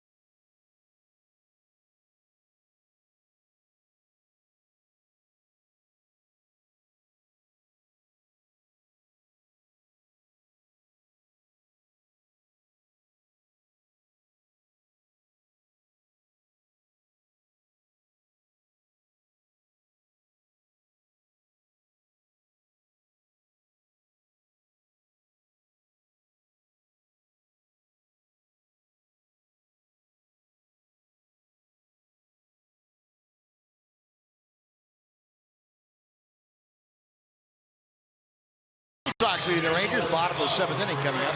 Cricket Wireless now would like to show you something to smile about. The folks from Cricket saying there's a catch and release. And where's that going to wind up? Pass it on. Look at that nice, that little girl got it right there. There is a happy Ranger fan. Very nicely done, sir.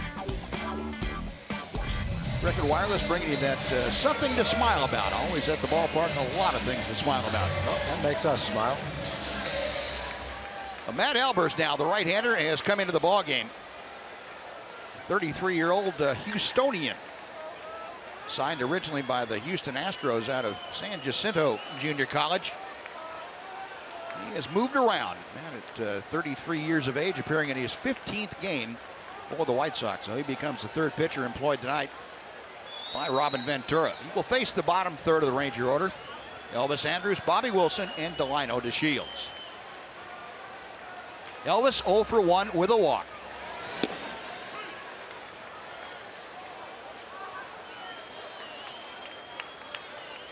Elvis kind of a wry smile back at Laz Diaz. Better be careful. I don't think Laz is in a very good mood. Already run Melky Cabrera from this ball game. I think Melky did more than just smile back there, though.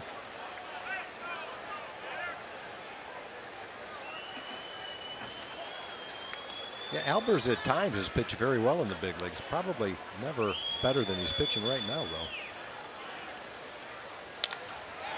Get in there. Little looper. Lowry able to back up and make the catch for out number 1.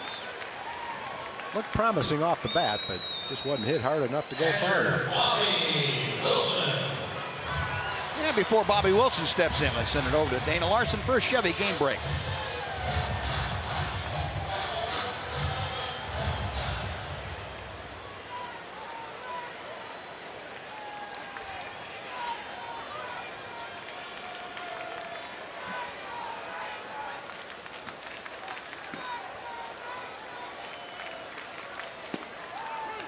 All right, Dana, thank you. Well, that bullpen now with Chapman back in there with Miller and with Betances. On a cold night, that's going to heat up anything. And all those guys can flat out bring it. Bobby Wilson fouling off the 0-1 pitch. Now finds himself down 0-2. Wilson is lined to left and struck out tonight.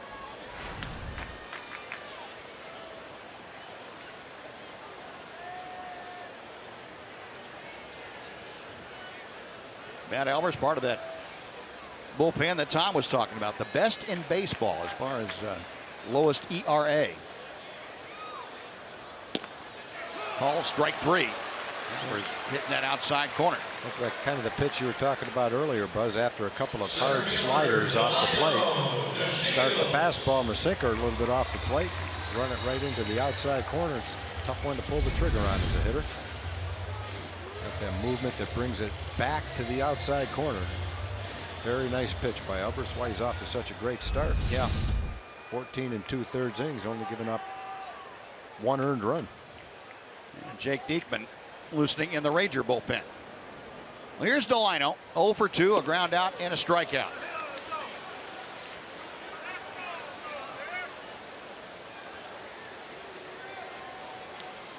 Delino at 218 now after his 0 for 2 tonight.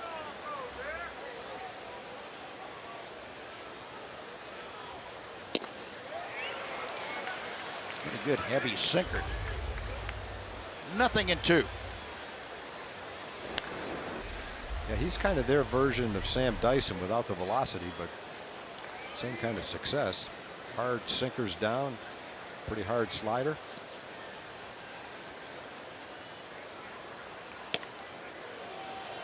A ball and 2 strikes.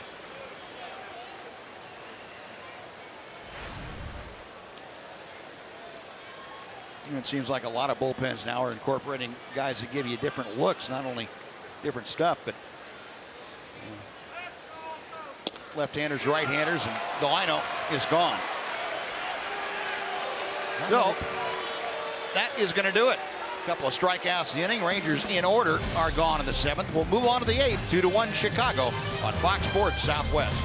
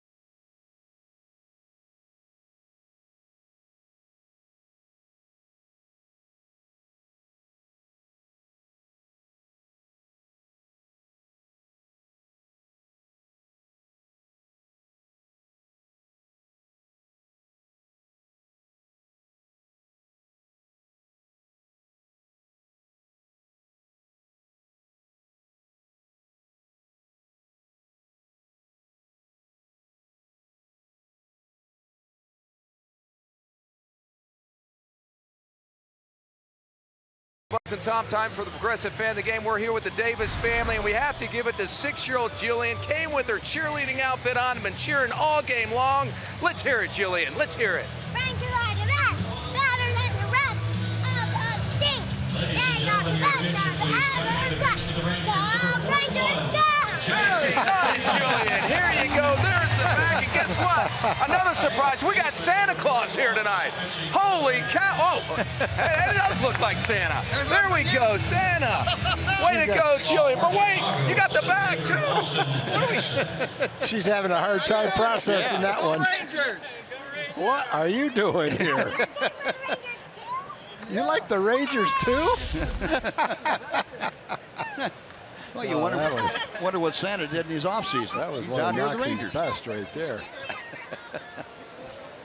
Here's Jake Diekman. Diekman last worked on Saturday in Detroit. And he is working to Austin Jackson here to start off the 8th inning. Jackson then back to the top of the order. Adam Eaton and Jimmy Rollins. 2 runs on 5 hits for Chicago. A run on 3 hits for the Rangers. Diekman with that hard fastball down and in. Jake, 16th appearance of the year, a 2.31 ERA. Look at the opponent's batting average, just 143.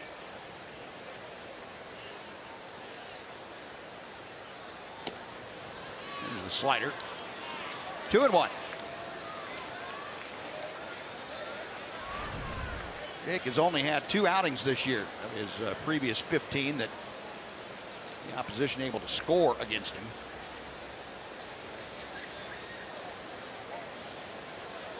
Each of his last 3 outings, in an inning, and 2/3 of an inning, he has struck out 2 in each of one of them. Slice down the right side, that's going to curl back into the seats. 2-2 now. Austin Jackson 1 for 2, singled back in the 5th inning.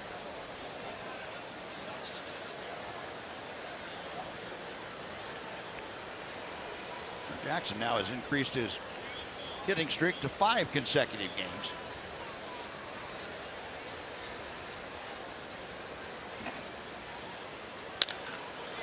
And he's going to get another base hit right back up the middle. Jackson leads off the 8th with a single to center. Right fielder Adam Eaton. Well, Jackson 2 out of 3. He is aboard. Adam Eaton now will come up for his 3rd at bat. Make that 4th at bat. He is 1 for 3. Nate Jones, hard throwing right-hander, loosening that White Sox bullpen.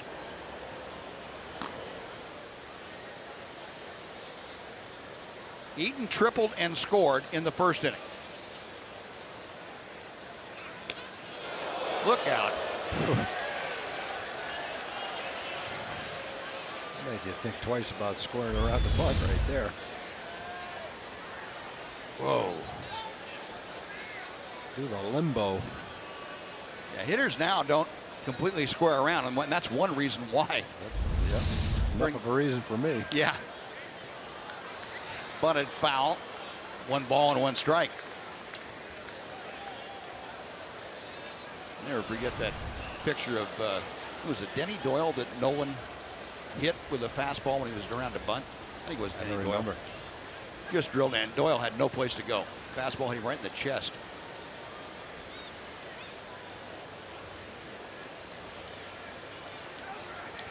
A ball and a strike. Diekman a check of first. Beltre coming down the line from 3rd. The bunt is foul.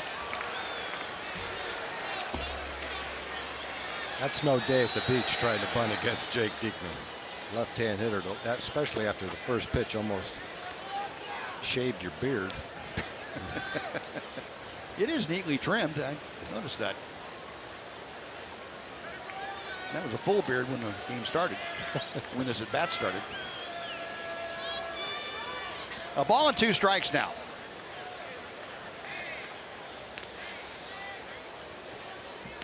Adrien Beltre, the Ranger 3rd baseman, still not convinced that Eaton with 2 strikes won't try and bunt. He's, as you can see, in front of the cut of the grass.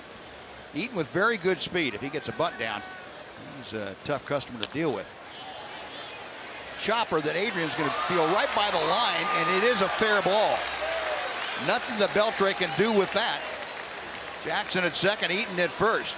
On back-to-back singles. He gave it the best try he could. He didn't want to let it hit the ground because it might have rolled past him.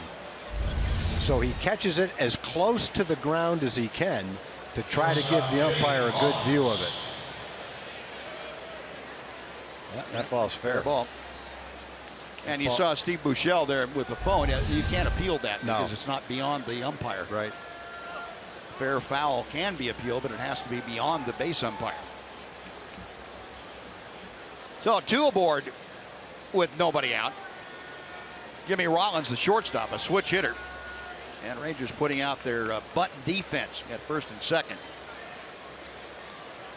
Good speed on the base pass for the White Sox. Jackson at second, Eaton at first. Rollins tonight 0 for 3, a couple of ground outs and a pop out. First ground out resulted in the first run for Chicago. You see the Rangers occasionally will try the wheel play where the shortstop goes to third, the third baseman, the first baseman charge. No one's in the middle infield. The idea is if you bunt it, it's very difficult to get the ball down in a way that doesn't allow the defense to get the out at third base. And if you've got Leonis Martin at the plate, it's a little bit different than a guy like Jimmy Rollins. The baseball IQ is slightly different. Martin more likely to try to bunt the ball. Rollins probably wouldn't bunt at the ball. And if you're a hitter, you either take the pitch or try to swing at it. Hope you hit a ground ball up the middle where there's no defensive player. Earlier in the season, the Rangers put it on Martin, and they had it set up. Martin just didn't bunt the ball to him.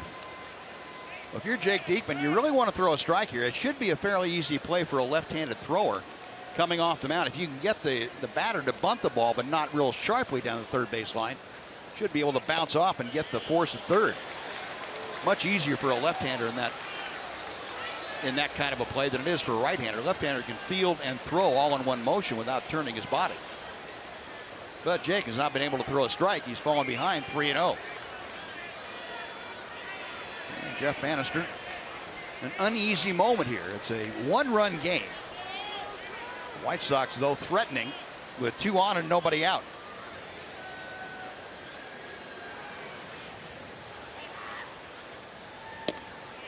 Three and one.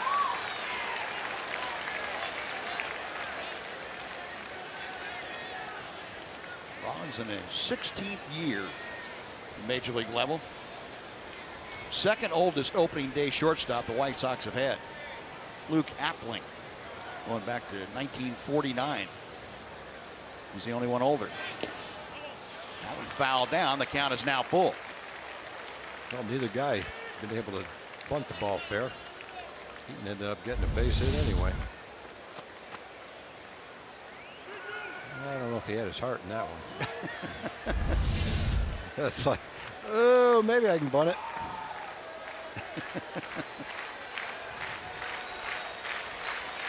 Now let's see what the White Sox do here with a full count. Get a bunt again. It's popped up. Doesn't matter. And it's going to go foul. That's a strikeout. Well, Rollins not able to get the job done, and Robin Ventura asking the veteran to try and sacrifice, even though with 2 strikes on him. So out number 1. Jose Abreu coming up, and Jeff Bannister going to the mound. And he signals he wants the right-hander. Looks like Tony Barnett out there throwing. So Barnett will be summoned to face Abreu. First and second, 1 out in a 2-1 ball game. We'll take a timeout. We're back to Globe Life Park right after this on Fox Sports Southwest.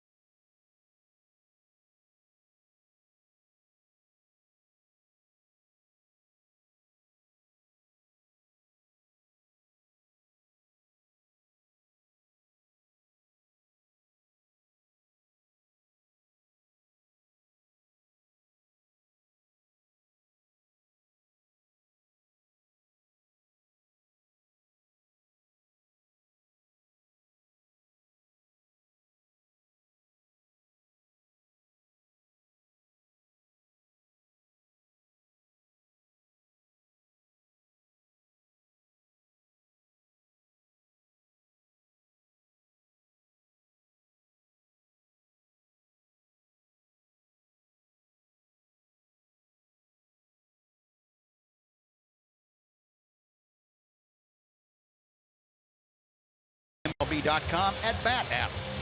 Stay up to the moment at any moment with game day, live game video highlights, StatCast, news, and a whole lot more. Download MLB.com at-bat, the #1 app for live baseball on your phone or tablet. There's a young Ranger fan. She's having a great time out here. She found the camera.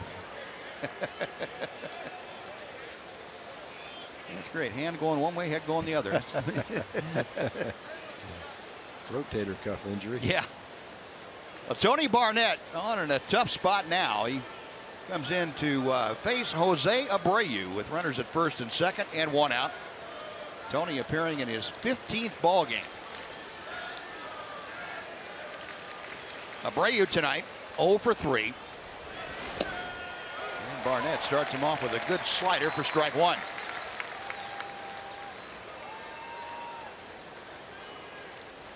Tony Barnett last worked on Saturday in Detroit.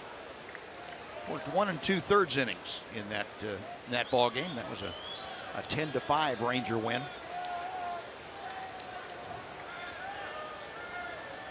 The 0-1 pitch.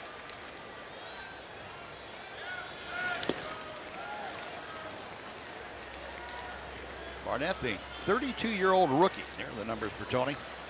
A 1-2 record, 3.21 ERA. 10 strikeouts in his 14 innings of work, just 3 walks. League hitting .333 against him. Trying to induce a double play off the bat of Jose Abreu.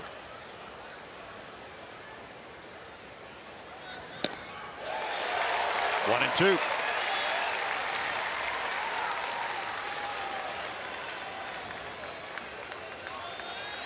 Rangers turned a double play earlier, now have increased their major league leading total to 48 for the year. Now Jackson at second, Adam Eaton at first. A ball and 2 strikes to Abreu.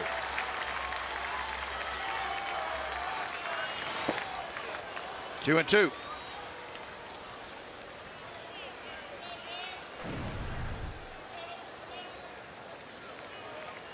Runners in scoring position this season. A .247 average. Tonight 0 for 4 for the White Sox.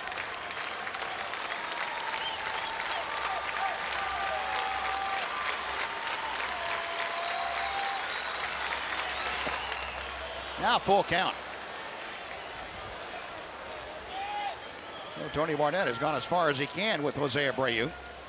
We'll see what Robin Ventura decides to do with Jackson and Eaton at second and first.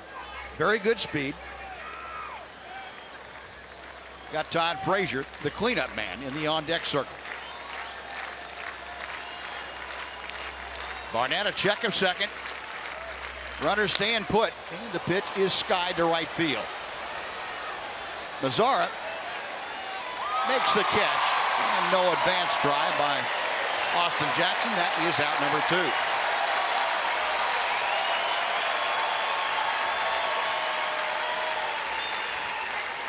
A good pitch by Tony. Tried to get him to swing at a bad pitch all the way through the count. Got it to 3 and 2. Had to throw a strike. Got Abreu to pop it up. 1 more to go.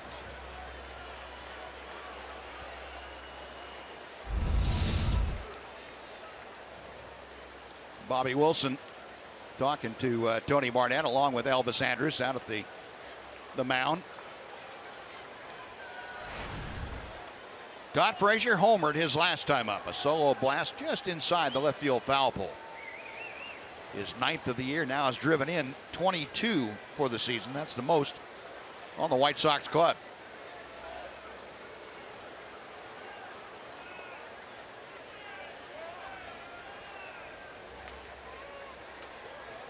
Barnett got used to high leverage situations, as these are called, over in Japan. Spent 6 years over there honing his craft, and much of it spent as a closer.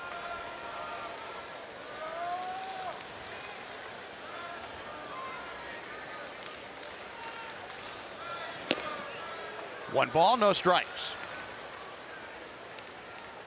Austin Jackson started this inning by singling to center field. Adam Eaton had a chopper that just stayed fair down the third baseline. Rollins struck out trying to bunt on a 3-2 pitch. And Jose Abreu flied to right.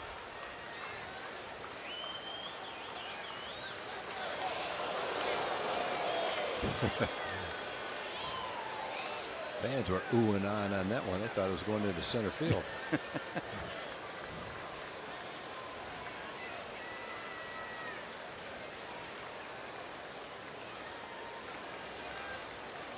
Austin Jackson playing in front of his hometown crowd.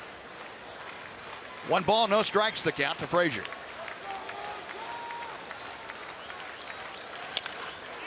Base hit to left field. Desmond charging. Here comes Jackson. Desmond can't get the handle on the ball, so the throw comes into third. And now it gets by everybody. That's going to allow the runners to advance 90 feet. An RBI single for Frazier. It is 3-1. And runners moving up to second and third with 2 outs.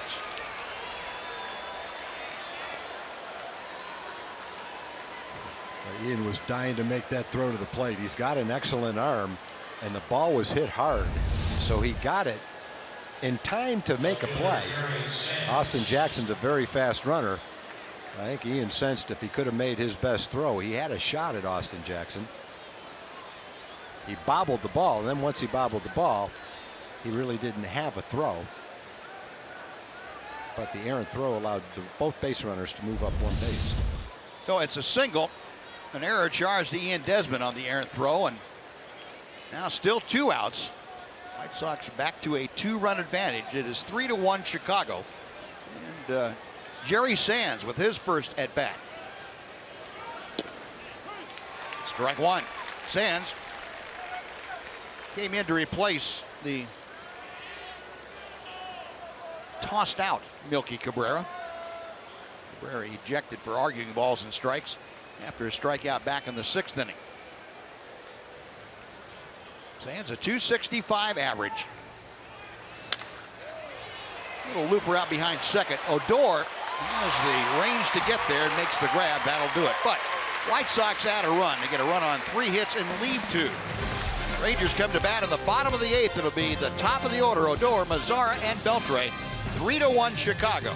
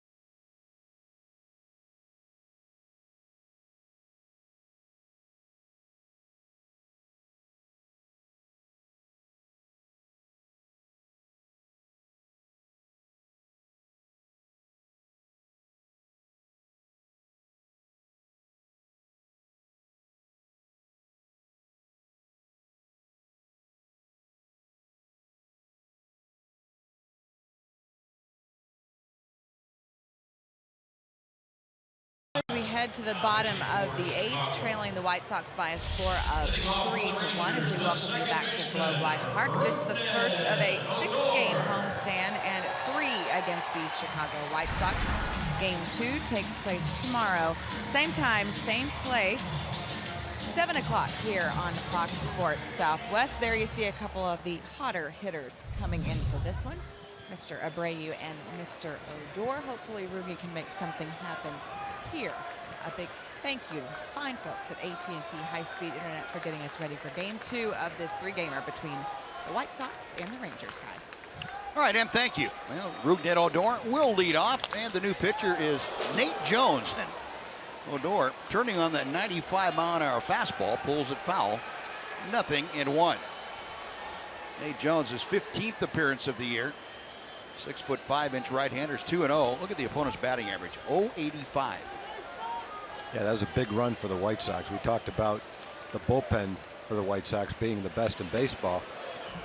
Just like the Rangers are proud of their late inning guys, Albers has been an excellent 7th inning guy. Our Jimmy John's delivery of the game last time up. Odor got a fastball from Miguel Gonzalez and delivered that to the lower home run porch in a hurry. Our Jimmy John's delivery of the game, courtesy of Rougned Odor. Albers has already pitched the 7th. He's been their 7th inning guy. He's been excellent. He's got an .061 ERA. Jones has been the 8th inning guy. He's got an .064 ERA. And David Robertson's the closer. His ERA is .068. So all of them have ERAs in the .060s. Each one has only given up 1 earned run all season long. We talked about, Buzz, the Yankees 7th, 8th, and 9th inning guys maybe being the best in the business, and they certainly are. Odor puts one right through the alley all the way to the wall. And Rougned going to keep on going at second. He's headed for third. He's going to be in with a dive. I think that must have surprised Lowry. He had plenty of time to make a throw to third base. I don't know whether he lost the handle on the ball or was surprised to see the runner going from second to third. It's a daring base running play with nobody out, down by 2 runs. But it was successful. First triple of the year for Rougned Odor. You just can't throw a fastball by him most of the time. Occasionally you can. I guess Justin Verlander did the other day, but that's a mid-90s fastball out of the strike zone, belted into the gap in right center field. And I guess right off the bat you see how important that extra run is. But watch Lowry right here. Maybe he didn't have a handle on the ball. I don't know. That had to have been it because he had a good look at it. Yeah, and I think he had plenty of daylight to make the throw.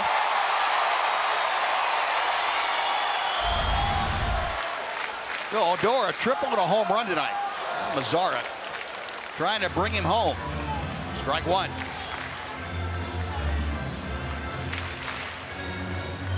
Mazzara this evening is lined out, and struck out.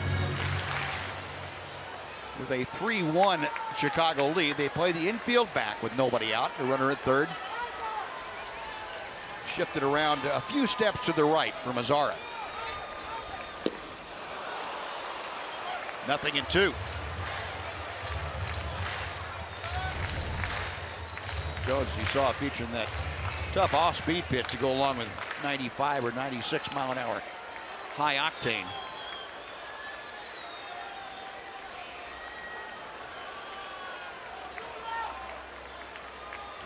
Jones working from the stretch as always.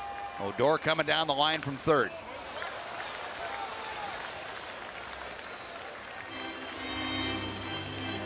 But Rougned, not the prototypical leadoff guy for you, or I should say the prototypical #1 guy in the order.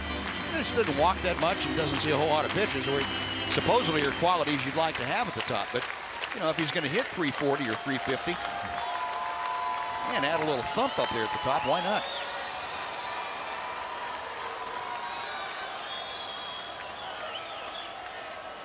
Another 0-2 pitch.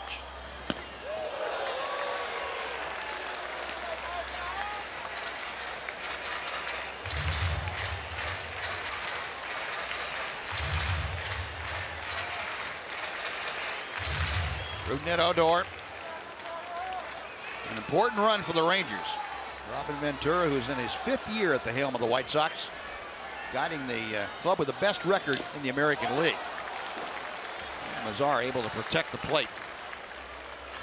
Still a ball and 2 strikes. Mazzara continues to show the ability to foul off tough pitches when he gets down to 2 strikes. And is that something you can develop, or is that just God-given ability? I think He's just a good hitter. He swung and missed at that slider the first time he saw it. The next 2 times he's managed to get a piece of it.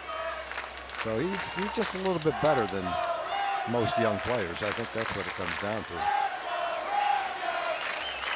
Our Fox tracker showing you a couple of pitches down low out of the zone.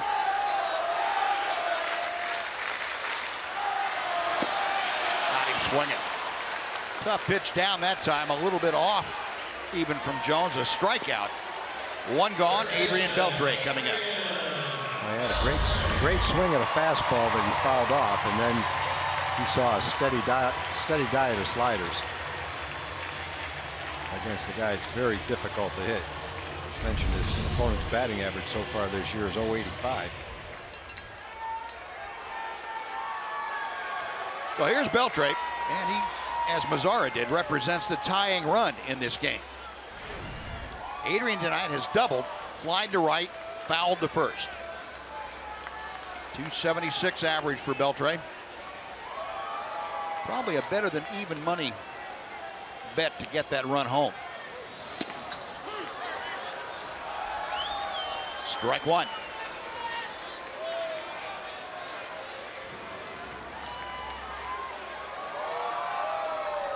Beltre now has increased his hitting streak to still a modest 3 games.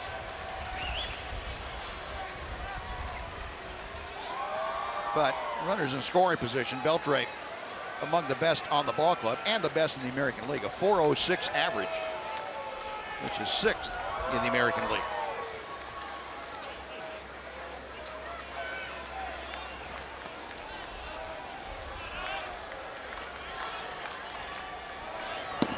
David Robertson, the closer for the White Sox, getting ready in the bullpen. Line drive by Abreu, a base hit. In to score Odor. Beltre with the RBI, and that cuts the White Sox lead back down to 1. It is 3-2. That ball almost got by Abreu before his glove got up in the air. Hey, Jones only given up 1 earned run all year early in the season. And he's given up a rocket to Odor, and a ball hit just as hard by Beltre. Tried that slider again, but he got this one up. Let's see if Abreu gets his glove up in time. Here comes the ball. Yeah, that ball was catchable. Yeah. Watch how fast this ball goes by Abreu. He just missed it. That ball was literally too hot to handle.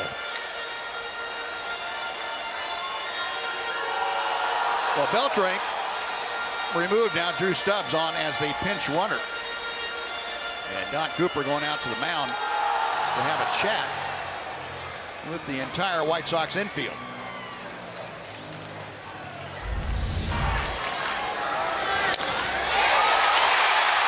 He short-armed that ball. He was afraid it was going to hit him in the wrist.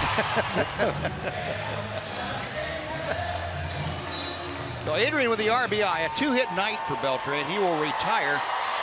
Pinch run for here. And Drew Stubbs, the guy who scored a big run yesterday. He was on as a pinch runner for Prince Fielder. Scored the tying run and kept the inning alive.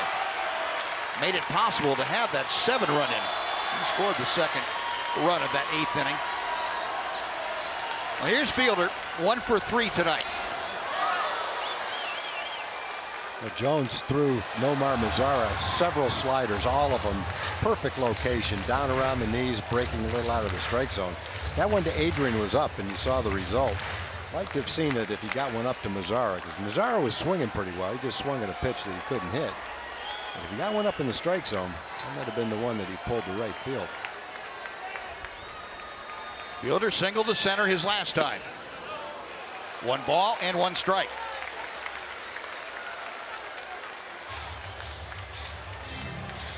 Prince, against Jones in the past, has gone 2 for 6.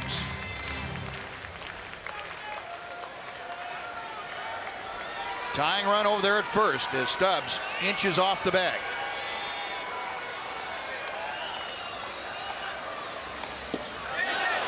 Check swing, pretty good off-speed pitch by Jones. 1-2. That's the one Nomar saw several times. Guy throwing 95 miles an hour. That's a tough pitch to lay off of.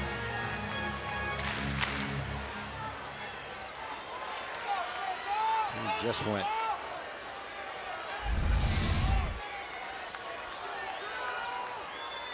Avila looking around, flashing the signs. He wants that slider again.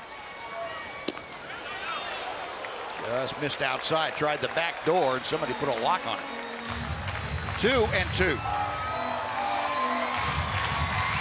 On Cooper, Robin Ventura over there. Hot seat right now for the two of them. A 3-2 Chicago lead. Rangers making noise here in the 8th inning.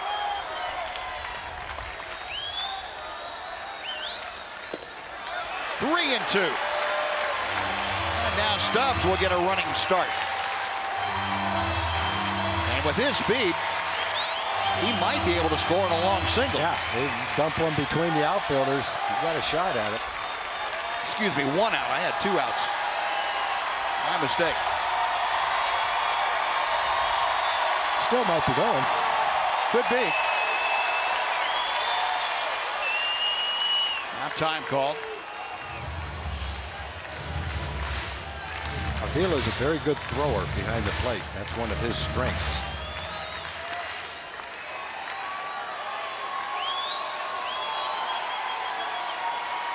Jones set. Stubbs on the move. The pitch is grounded to short. The third baseman Frazier is over there. And he gets fielder at first. But Stubbs now in scoring position with 2 away. And he and Desmond coming up. And if he wasn't going on that play, it probably would have been a double play. Provided they had someone to cover second base. People all over the place. Not sure what their alignment was on that play. Yeah, they do. See the shortstop going over to cover second in case there was a play, but with Stubbs running, there was no play. So with Desmond coming up, Robin Ventura out to the mound, and he will make the pitching change. Looks like David Robertson is going to come out of the bullpen. He'll be asked to get 4 outs for the save here tonight. And here it's Stubbs at second with 2 outs. Pitching change underway. We'll take another timeout. We're back right after this on Fox Sports Southwest.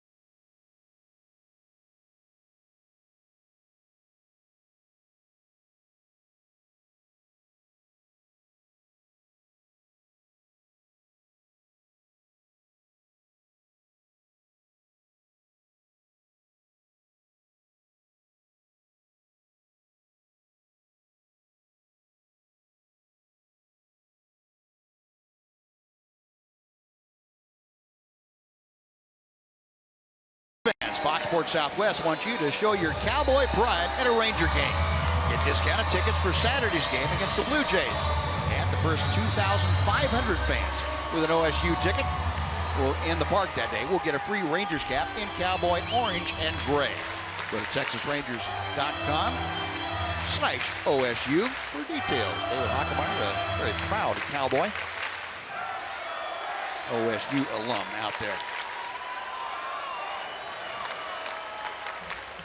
David Robertson, the closer for the White Sox. His 14th appearance. He is 10 for 11 in save opportunities. facing Ian Desmond here. And Desmond lines it to left field. Sands can't get it. Over his head into the wall. Stubbs scores. Desmond to second. We have a brand new ball game. Ian Desmond hit an absolute rocket that fooled Jerry Sands in left field. Stubbs scores. The Rangers back to dead even. Boy, he put a charge in that. We've seen some hard hit balls in this game. And that ball just ate up Jerry Sands. There was a line shot that just kept. They had 2 line drives this inning. The one that Beltre hit, handcuffed Abreu, never touched the ball. This ball just sails over Sands' head, hit so hard he couldn't react to it. And the Rangers have tagged another blown save on David Robertson. The only blown save he's had this year, and the only earned run has given up, was to the Rangers in that 3-game series in Chicago. And now he's got a blown save right here. Nate Jones gave up 2 runs today. That's twice as many as he's given up all year. And Robertson, you see the frustration. And the Rangers' exhilaration. So a 3-3 ball game. Moreland with a count of 1 ball and no strikes. That evens things out. And the White Sox have some good pitchers left in their bullpen, but they've used their 4 best pitchers.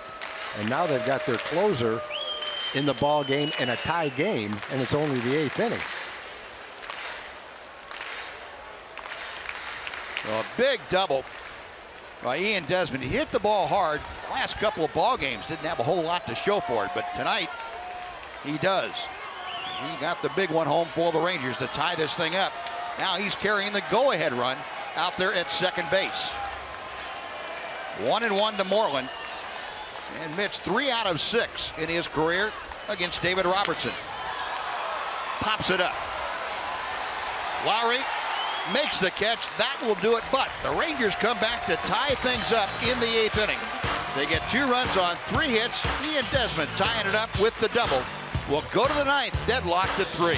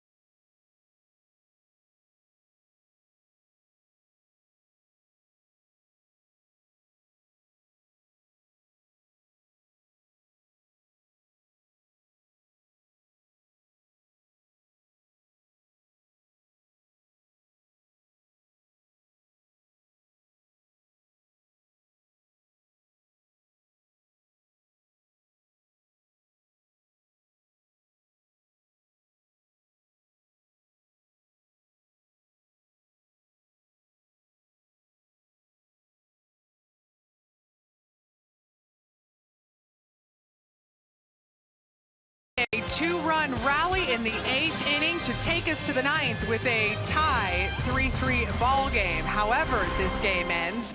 We will cover it fully for you coming up on Rangers Live, the post-game edition right after the game.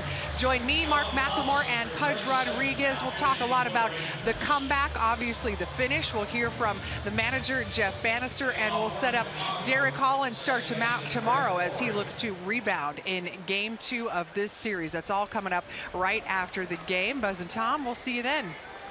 All right, Dana, look forward to it. First, you got some work to do, and Sean Tollison has come out of the Ranger bullpen to take over in this tie ball game to pitch the 9th. Tollison, his 15th appearance of the year. 0-1 his record, a 5.56 ERA. Still trying to get that back down to where he is accustomed to having it. 11 1/3 innings. They League hitting .292 against him. We'll face Brett Lowry to start things off. And Lowry, first ball swinging. Skies to center. That's where the new center fielder, Drew Stubbs, is positioned. We also have a new third baseman, as Adrien Beltre is coming to the ballgame. Stubbs ran for Beltre and scored the tying run in the bottom of the 8th inning. That's second straight day that Stubbs has been in the ballgame as a pinch runner and scored the tying run. Yesterday, it ignited a 7-run 8th inning. Hasn't done that quite yet here tonight, but maybe. Avisail Garcia, 2 out of 3 this evening. He has doubled, singled, and grounded a short.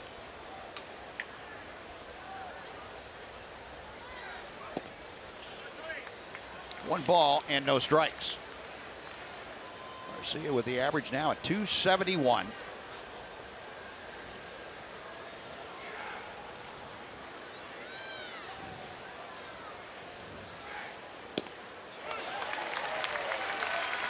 One ball and one strike.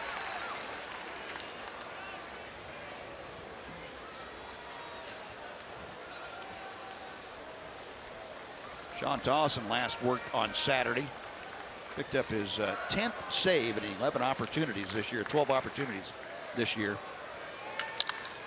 Up the middle, that's into center field. Boy, Garcia is just crushing the baseball. That's the 3rd one that he has hit a rope on. All 3 of them to center field, too.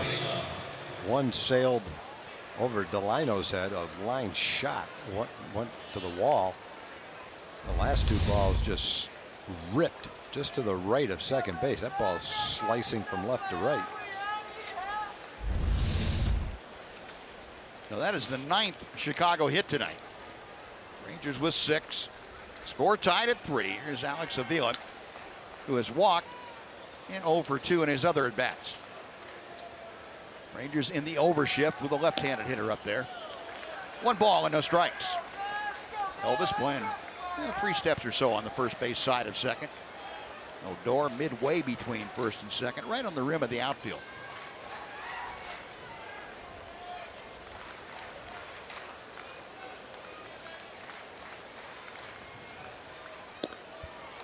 Two balls, no strikes.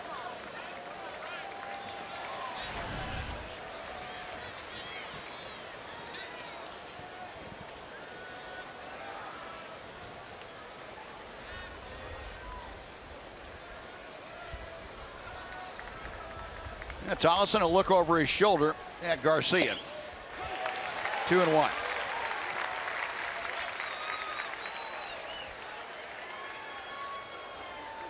Sean Tollison had his 2nd blown save up in Toronto. Gave up the game-winning solo home run, or 2-run home run to Justin Smoke.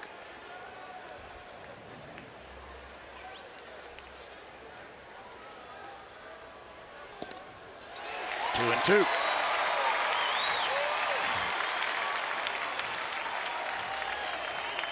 Avila's not going to say anything because he's been catching today. He knows what the strike zone is. Hey, that pitch caught the corner. Good call by Las Diaz behind the plate. Almost a Mike Social look on Robin Ventura. Pretty close. Say, if you look at the managers, you get a distinctly different opinion. Depends who's hitting. Not quite as befuddled, but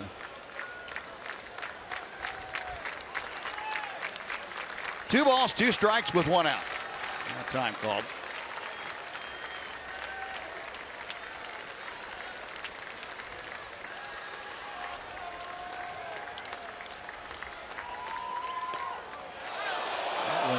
Just a little bit high.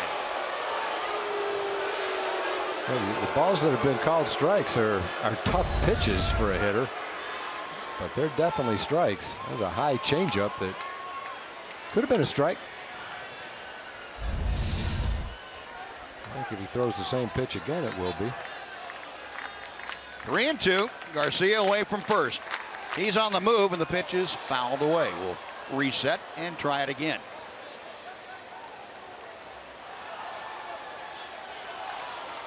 Avila, in his time with the Detroit Tigers, showed real good power the other way when he was swinging the bat well. Problem was, he had a couple of years where he had just lost that. And Detroit, despite his father being now the general manager up there.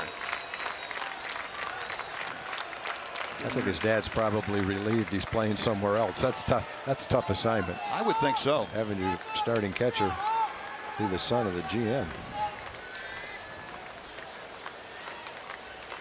Now everybody's ready. Garcia moving again. The pitch is rifled to right field. A base hit. Garcia continues on around to third where he'll stop. Zara gets to the ball quickly, but with one out now, the White Sox have runners at first and third, and Austin Jackson coming up.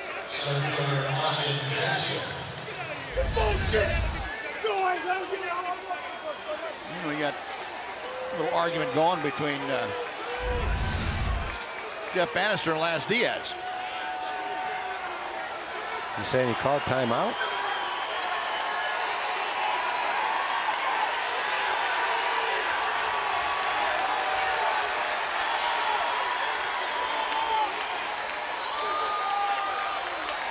I don't know. I'm really not sure.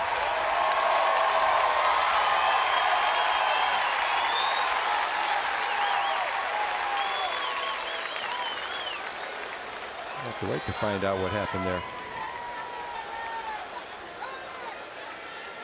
Yeah, Doug Brocail going to go out and have a chat with Tolles, and the rest of the infield will join in the meeting. Well, on the play, the runner went from first to third. The hitter, Avila, is still on first, so there's still a double play in order. It was an off-speed pitch from Tollison. Avila was able to get the head of the bat out and pull it toward the right field line, but Mazzara got over to cut it off anyway.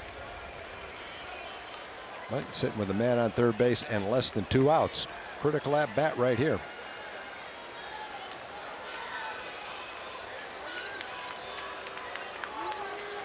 Well, apparently Jeff Bannister has been ejected by Las Diaz for whatever the argument was.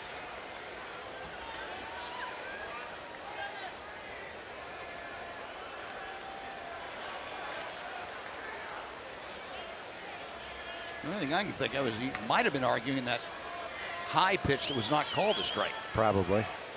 And arguing balls and strikes. Yeah, I thought he came out to argue, but maybe he came out after he'd been thrown out. Could have been. To argue how he got thrown out. So here we go, runners at the corners. A tie ball game. Austin Jackson takes inside for ball one. Jackson 2 for 3 tonight. A pair of singles. He has Garcia down at third base. Avila over at first. Jackson not an easy guy to double up. If you can get him to hit the ball reasonably firmly at an infielder, you've got a chance. 2-0.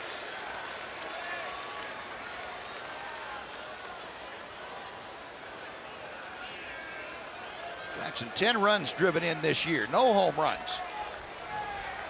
Batting average now up to 238. He's just playing for the double play up the middle.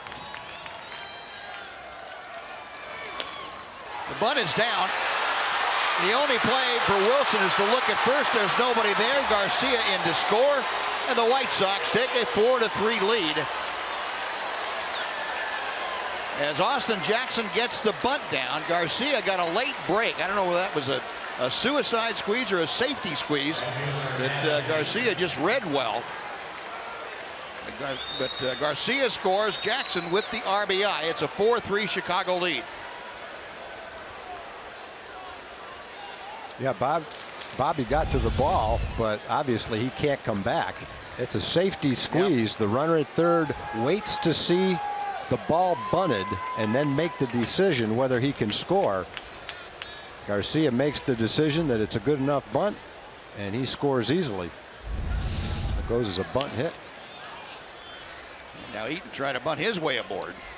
It is 0-1. You got a guy with a 290 average The men on first and second and one out, going to try to bunt for a base hit.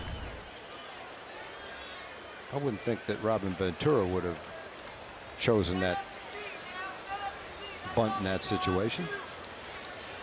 Got one of your better hitters up there. He's already got 2 hits in the game.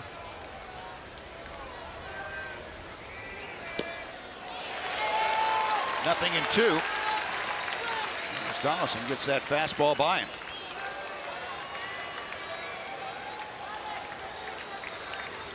The 3 consecutive singles from Sean Tollison.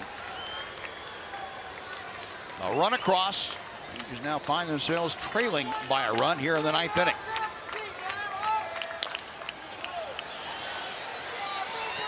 Moreland will take the bag at first. And just does beat Eaton to the bag. That is out number 2. Avila on to third. Jackson at second. And Jimmy Rollins coming up.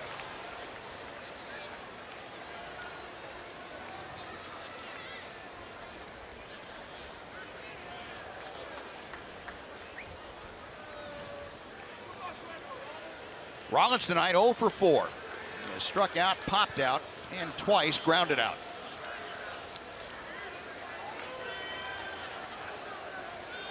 Donaldson trying to keep this a 1-run game, and he misses outside.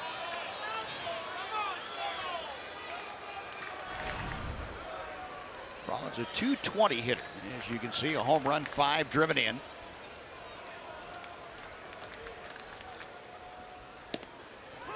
A ball and a strike.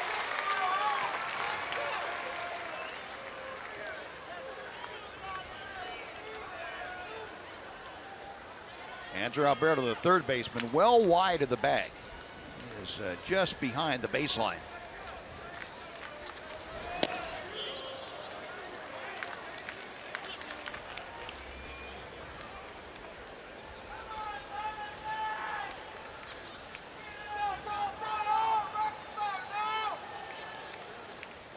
Dolly ready to work.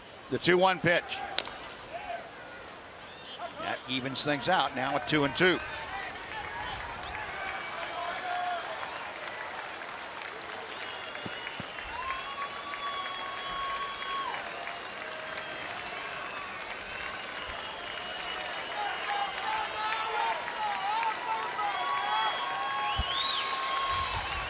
Bobby Wilson flashing the signs out. Donaldson picks out one.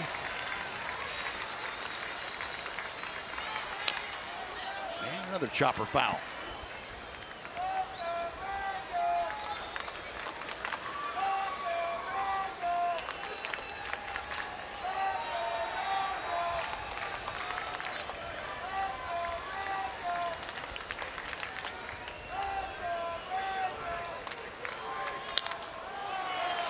Popped up, shallow right. Odor calling everybody off. And that will do it. But the White Sox regain the lead. They get a run on 3 hits and lead 2. We're going to the bottom of the 9th. Elvis Andrus and the Rangers. Elvis leading things off with the Rangers, trailing 4-3.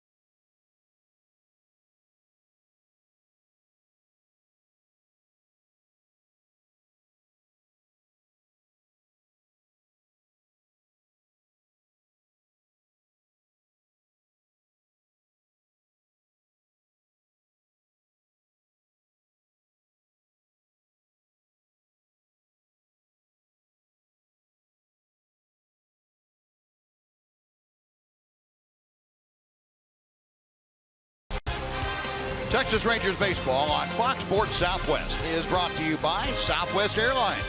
Transparency, low fares, nothing to hide. By AT high-speed internet. Get a deal worth talking about. Get high-speed internet from AT&T. And by your Texas Ford dealers. Visit your local Texas Ford dealer today for incredible deals and see why Ford is the best in Texas. Well, here we go, young and old, getting ready to watch this ninth inning unfold. Bottom of the ninth, Rangers trailing now by 1. Elvis Andrus 0 for 2 tonight with a walk to start it off. First pitch from Robinson, a high drive deep down the left field line, but it's hooking and foul, and that is big man's territory down there. Boy, they jumped on Robertson on the first pitch. Desmond did it on a slider or a curveball. Elvis looked for a fastball and hit it far enough, just a little bit foul. They're off the facing of the sweet level down there, the lower sweet level. Oh, long foul, it's 0-1. Trying to do it again. 0-2. Elvis without a home run so far this year, but 14 runs driven in. 4 for 9, as you can see, against David Robertson. A ball and 2 strikes.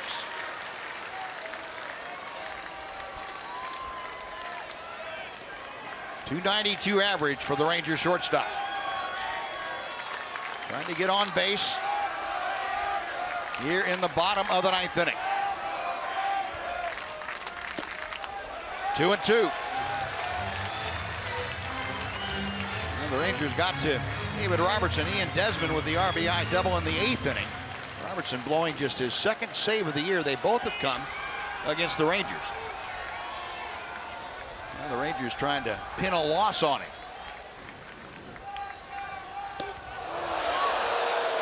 3 balls and 2 strikes.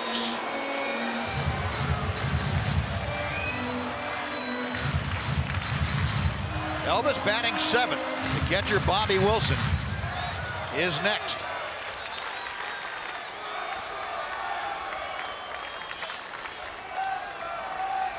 Robertson ready, and now time call. I think Elvis wanted to make sure that it was a 3-2 count. Payoff pitch is coming. Lost him, ball 4, and the tying run is aboard with nobody out. Leadoff walks generally come back to haunt you. Hopefully that'll be the case tonight.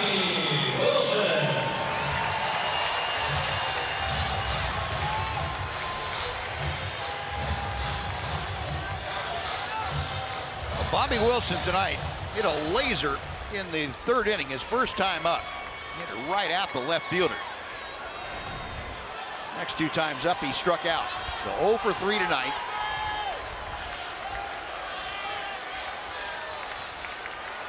Elvis establishing his lead at first. And Wilson gets the butt down. It's a good one. Abreu to Lowry covering. Sacrifice goes 3-4 into scoring position. Elvis Andrus, he's there with 1 out. And Hanser Alberto coming up. Yeah, by getting a base runner, it ensures that Rougned Odor gets to hit this inning. And if they choose not to pitch to him, depending on what happens right here with Hanser, then he ends up being the go-ahead run. So Rangers, pretty good position right here. Hanser's got a chance to drive in a run. Odor and maybe Mazzara get a chance to hit as well. The brain trust for the Rangers, Doug Rocaille, and bench coach, I would imagine, acting manager Steve Buechele. Here's Alberto, his first at bat of the night, hitting 143. 0-1.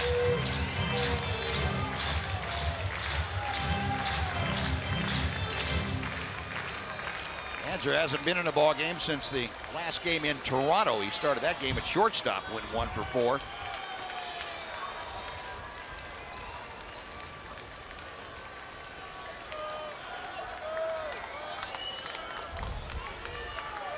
field, swung around to the right for Alberto, and relatively shallow in center and in right. No balls, 2 strikes.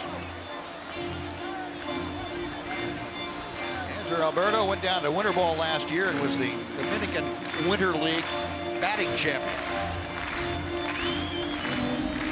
Made the Ranger club out of spring training by virtue of the outstanding spring he had. Up there now in a key situation, the tying run at second, in the person of Elvis Andrus.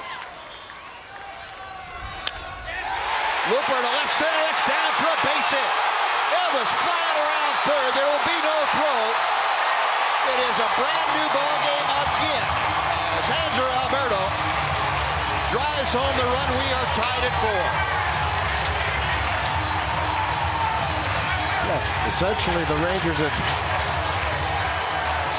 had David Robertson blow two chances in this game. Yeah. One, he blew a save. I was going to say blew 2 saves, but he blew 1 save and a chance to get a win.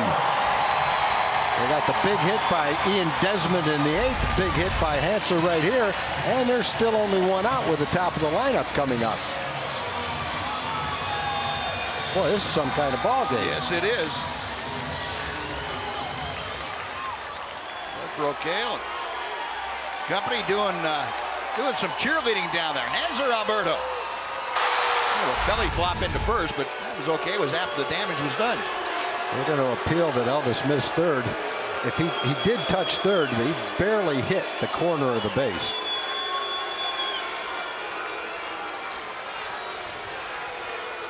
And Jeff Nelson, the crew chief and umpire, affirming what you had just said. Yeah, it was close. I watched him. It was close, but he hit the corner of it.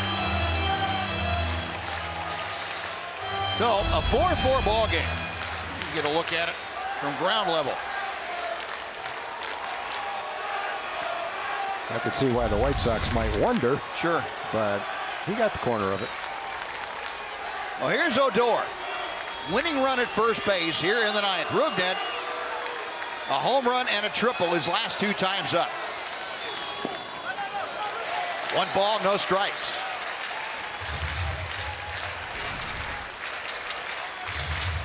Average now up over the 300 mark. Odor at 302. 7 home runs, 21 driven in. Alberto with pretty good speed at first. Robertson will check him back to the bag. Rally cap's working. Yep. Keep that right where it is. Like the results you've had so far. Well, how about Hanser Alberto? It's put into the game late, comes up in a key situation, and finds a way with 2 strikes to get a base hit. He can find a way to score right here. 1 ball and 1 strike. All right, give him that one.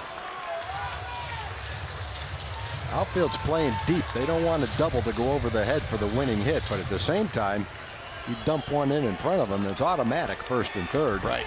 And with the way Roogie runs the bases, might be second and third. Might get a chance to throw him out, but he might give you that chance. Well, the Rangers trying to snap a 5-game losing streak to these White Sox. It goes back to last year. White Sox winning the first 3 in Chicago, end of April. Ranger fans hoping to see an end put to that streak here tonight. They are ready to erupt here at Globe Life Park.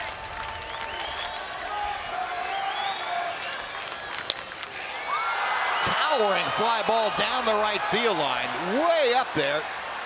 Coming on, still coming on. And Eaton able to make the catch as he bumps into the paddock. Boy, that ball looked like it was going to be 15 feet foul. The wind is blowing from first base out toward left field, and that was hit very high. And at least from this angle, it looked like the wind pushed that ball just enough to keep it playable in right field for Eaton. Catches it right near the wall. It looked like he pulled that ball. Yeah, we'd think coming off the bat it should have hooked a little bit. I think it would have hooked, but the wind's blowing straight out toward left field, and as high as that was, it sure looked like the wind blew that thing back. Oh, 2 outs now. Here's Nomar Mazara, who takes ball 1. Mazara 0 for 4 tonight. He has struck out a couple of times, flied out, and lined out. Rangers came back to tie the ball game in the 8th inning. They have come back to tie the ball game here in the 9th. And they're looking to walk it off in front of their faithful. A ball and a strike.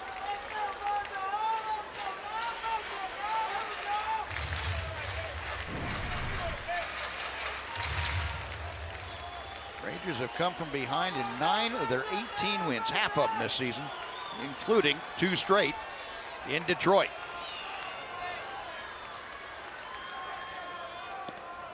A little bit low, 2-1.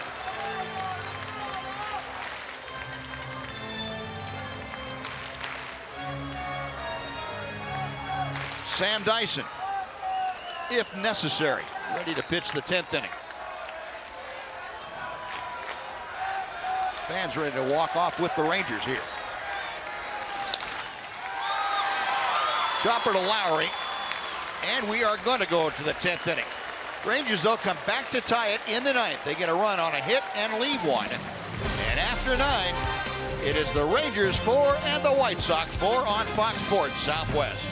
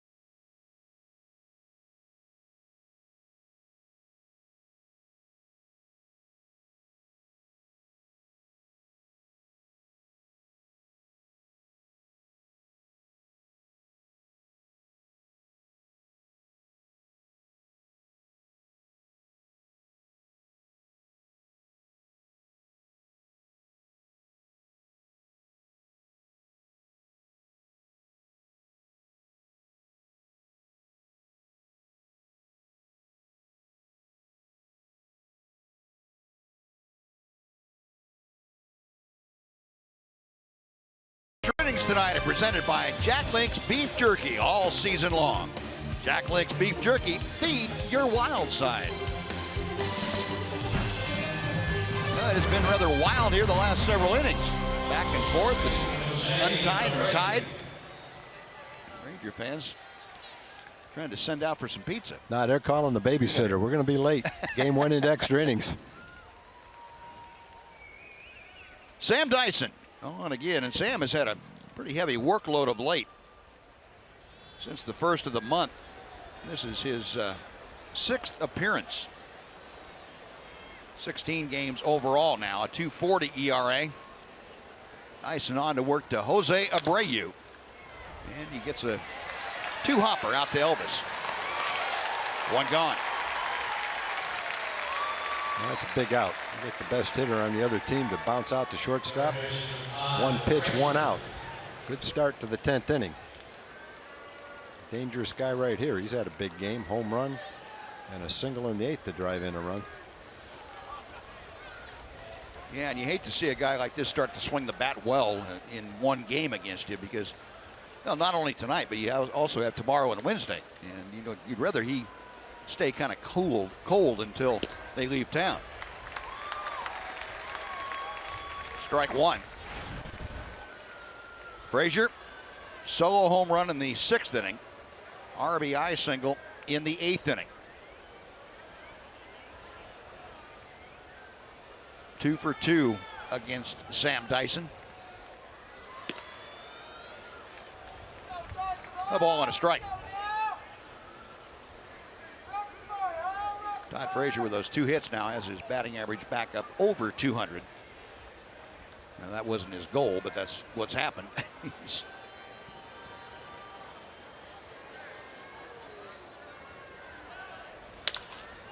And he's got another base hit. Sounded like he got it down toward the trademark, but he'll take that as 3rd hit in a row, and he is aboard with 1 out for Jerry Sands.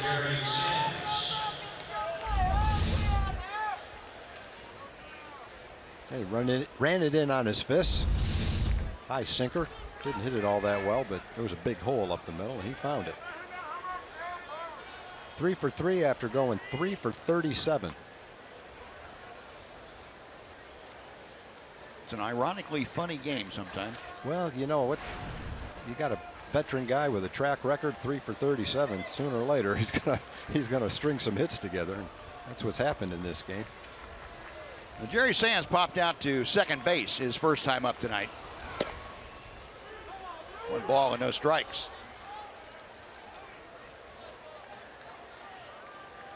Sands came on for Milky Cabrera, who was ejected in the 6th inning, arguing balls and strikes with Laz Diaz. Laz evened up the score as he ejected Jeff Bannister in the 8th inning. Double play grounder.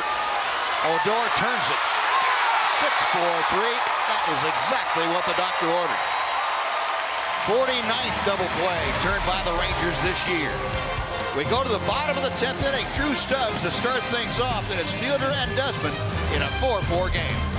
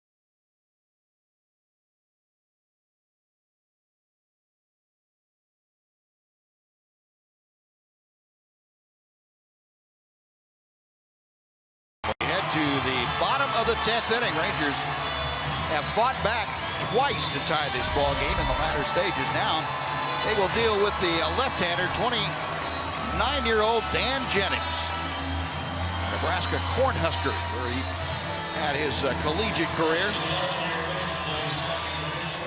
Jennings with the White Sox last year, appeared in 53 ball games, all of them out of the bullpen.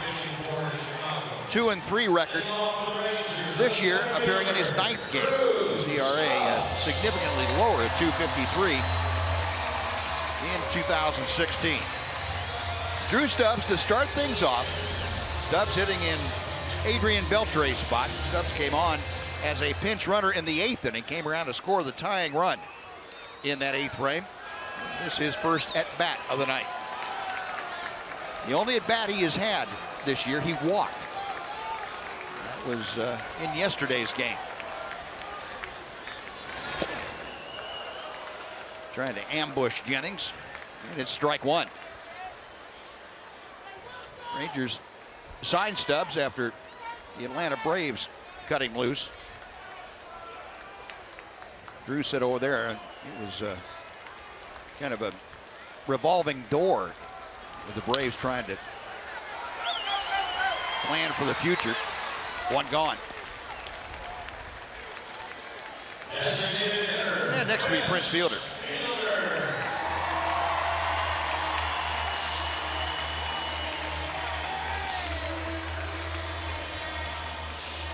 Prince tonight 1 for 4.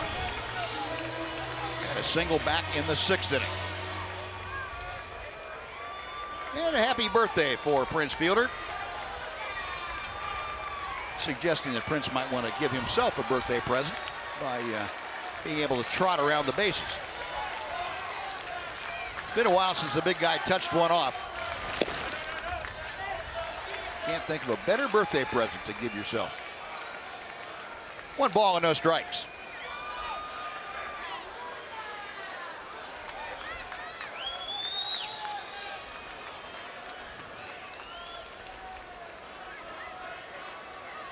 White Sox, as almost every other club we see, in an overshift with Prince. Way around to the right side on the infield. Outfield shading just the other way. 1 ball and 1 strike. Good look at the defense from high overhead. Frazier, the third baseman, playing just about a normal shortstop spot. Lowry, the second baseman, out in shallow right field.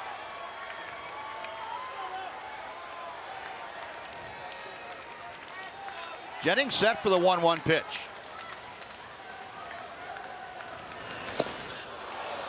One and two.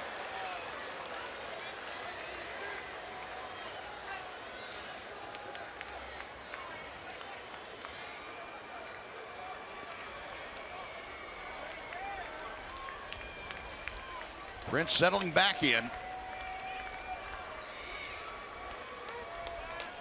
Jennings okays the side.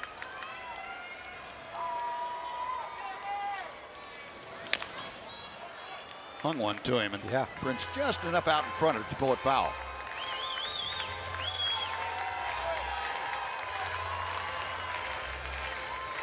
Fielder, just one previous matchup with Jennings. He is 0 for 1, but he did get an RBI.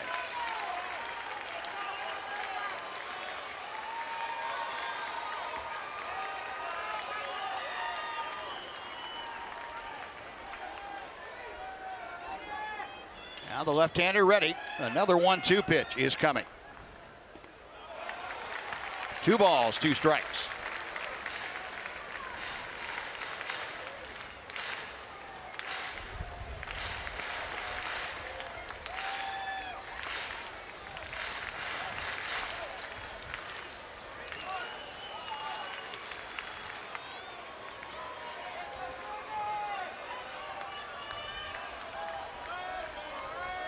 Prince, a menacing figure in that batter's box. A little bit low, full count.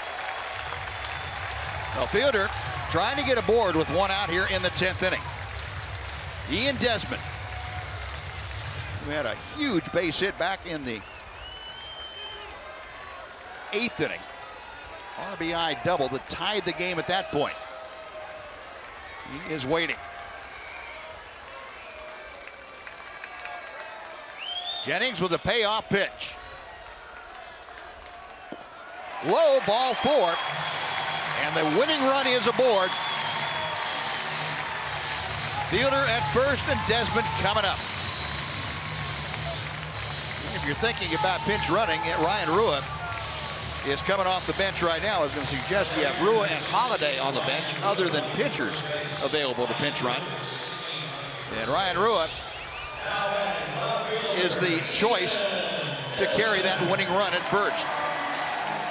You got Ian swinging a hot bat right now. You've got some speed on the bases. Chance to make something happen. You got a lefty facing a righty. No one warming up in the bullpen. Ian's had 1 big hit in the game, 1 more right now. Rangers need a walk-off. Haven't had a walk-off yet, have we, this year? Have we? That is a good question. I don't think we have. After the two I watched in Toronto, I'm not sure. We've had some go against us on the road. Yeah. I don't think we've enjoyed one at home yet, though. Well, it'd be a great time to had another one if we have had one. If not, good time to break the ice. Desmond has walked and doubled his last 2 times to the plate. Up the middle, into center field, a base hit. Ruick not going to stop at second. Jackson up with the ball. The throw comes in to second base, and the Rangers have the winning run at third with 1 out, and Mitch Moreland coming up. Well, the Rangers have used pinch runners very well, strategically done. Ryan's a very good base runner. He never hesitated. Cut the corner at second base, went all the way to third, and this is just another one of 6 or 7 line shots that have been hit in this game. Best one was one Beltre hit by Abreu at first base. Yeah. Looked like it was catchable, just went by his glove. Watch Ruick go to third. He never stops. That sets up a good opportunity for the Rangers, and the second great at bat for Ian Desmond. Hit a couple of ropes. Set up an opportunity for Mitch. Excuse me. Yeah, that's all right. No, Don Cooper out there to talk things over, but Moreland, and no moves to be made. You mentioned, Tom, nobody in the bullpen.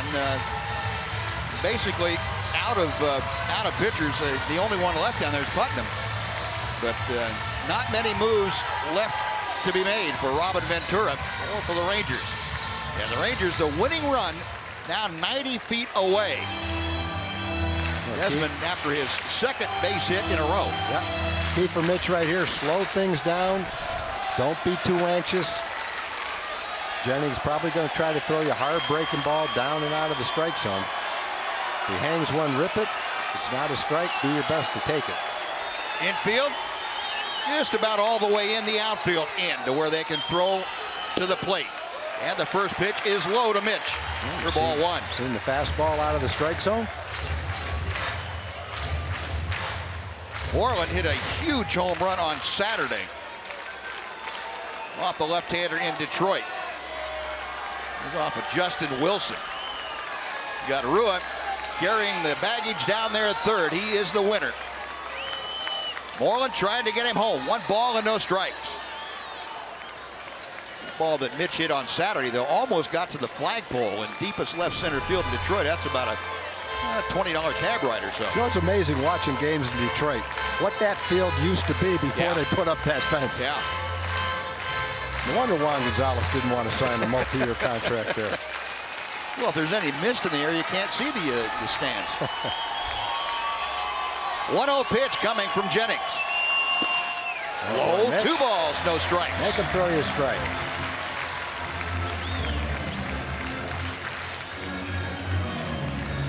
But Dan Jennings in a pickle here. Moreland has walked the only time he faced Jennings before.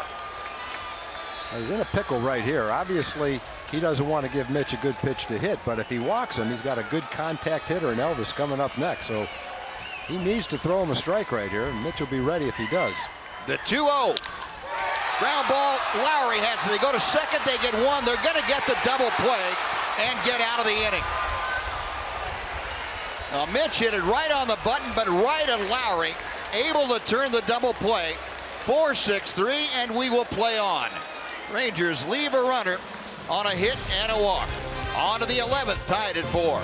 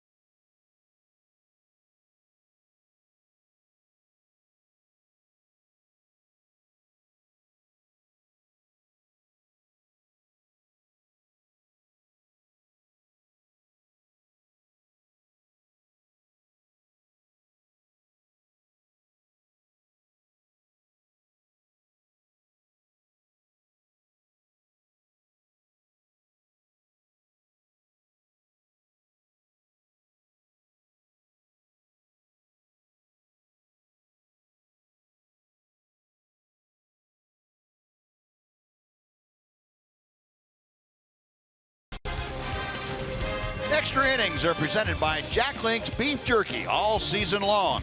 Jack Link's Beef Jerky, feed your wild side. Well, we are going to the 11th and the 9th inning.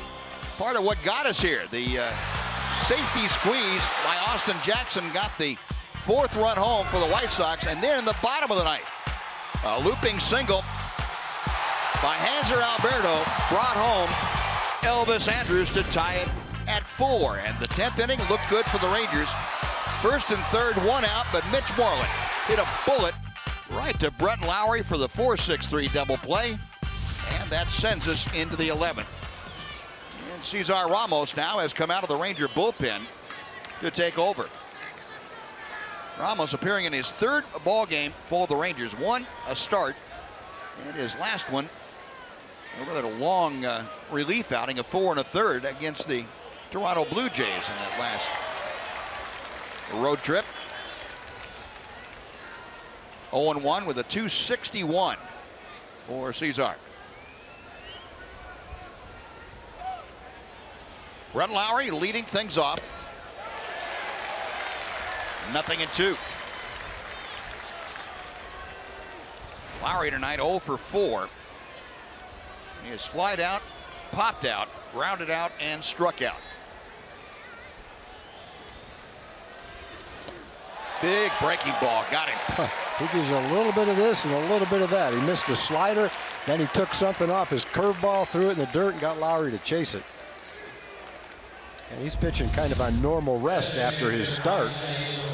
The one thing when you have this guy at the end of a long game with a lot of pitchers being used, you got a guy that can pretty much pitch as long as you need him to tonight. Yeah, you're right. You need 100 pitches, he's got it. The 1 out. Avisail Garcia has blistered the ball tonight. He is 3 for 4, a couple of singles and a double.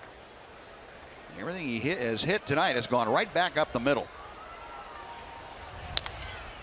That one does too, but this one flagged down. That one didn't go very fast. Got a guy there for that one. 2 gone.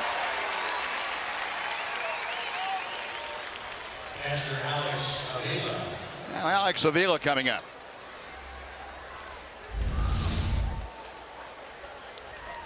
Well, he's definitely trying to hit that ball back through the middle too. I jammed a little bit on that one though.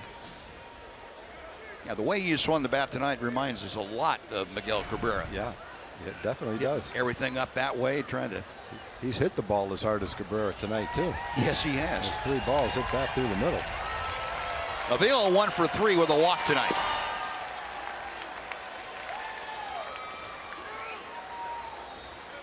Avila's single. The middle single of the 3 consecutive for the White Sox in that 9th inning. Just a bit off the outside corner. 2 balls, no strikes.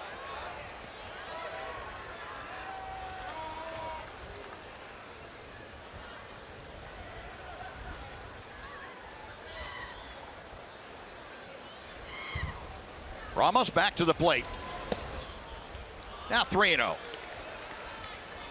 If Avila is able to keep this 11th inning going, you have the number 9 hitter, Austin Jackson, who is 3 for 4 tonight, waiting.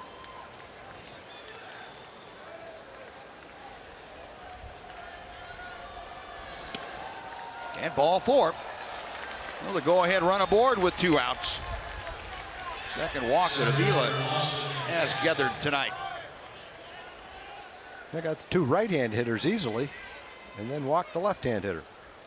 Well, it's all right. He's got another right-hand hitter right here. Get him. Austin Jackson has singled all 3 times now in the last, or I should say the last 3 times up. All 3 singles. He takes the first pitch in for strike 1. 3 for 4 tonight. And the go-ahead RBI, the safety squeeze in that 9th inning.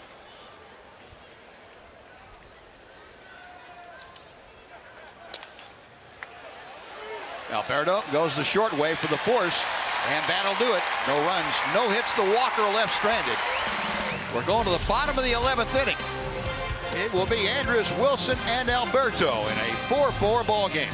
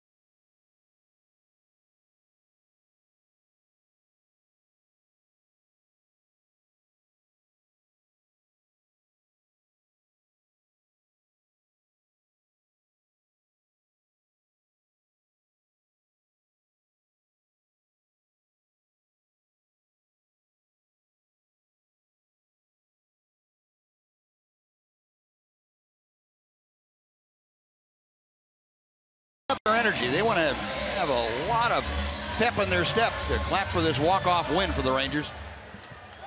A 4-4 ball game here in the bottom of the 11th inning. Elvis Andrus to start things off. He was the one that got the 9th inning started. Rangers trailing 4-3 at that time. Elvis drew a walk and came in to score on Hanser Alberto's RBI single.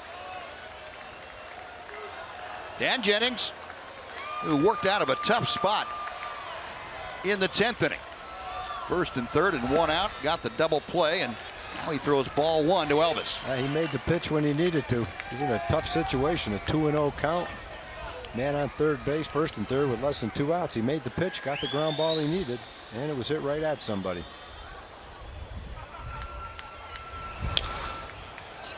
One ball and one strike on the foul.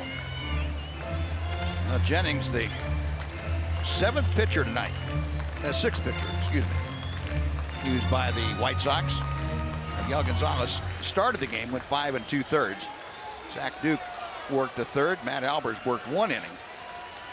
And Nate Jones came in and got the Rangers rallying back in the 8th inning. 1 ball, 2 strikes.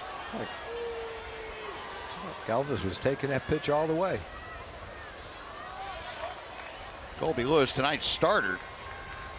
He had 7 good innings. That seems like yesterday that happened. Colby's been so consistent this year. 6 innings his first 4 games and 7 the last 3. And the command the last 3 games have been very consistent for him. And of course, Colby, well, the regimen in the offseason helped him lose about 30 pounds. It's the best shape he's been in several years. Boy, you can tell watching him too.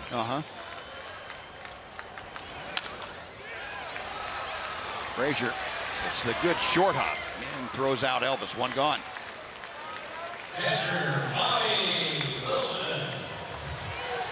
Bobby Wilson will be next.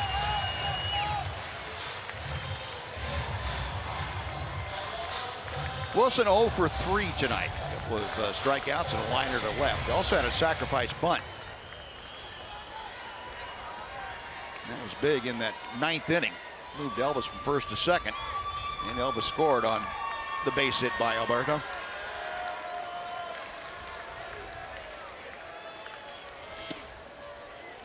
One ball and no strikes.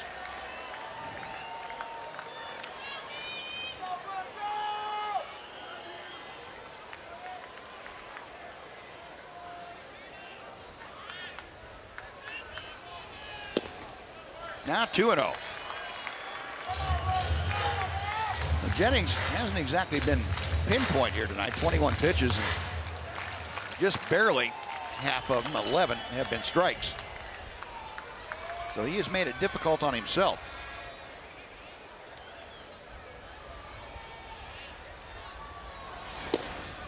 And ball 3 is inside. No, Bobby Wilson way up in the count. He is hitting 8th. Adrien Beltre hoping for a shot to drive home the winning run. He's in the on-deck circle. 3-0 pitch. Just did catch the inside corner.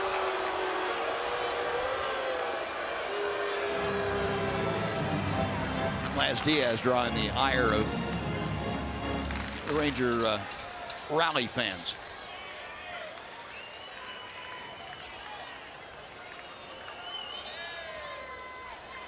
Now the 3-1 coming.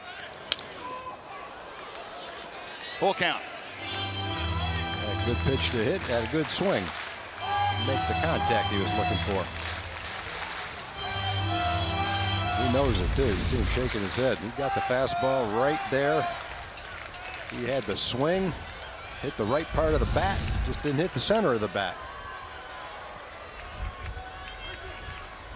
How about a repeat? Same pitch? About half an inch lower. Yeah, he'd like another chance at it.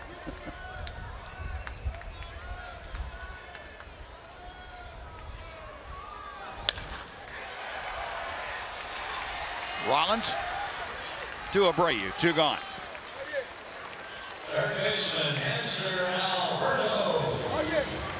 So Jennings able to come from behind to get both Elvis Andrus and Bobby Wilson on ground balls. Here's Hanser. RBI single in the 9th inning. Get into the ball game defensively after all the maneuvering in the 8th. 182 average. Adrien Beltre, who played the first 8 innings, had a big RBI to tie the ball game in the 8th himself. 0-1.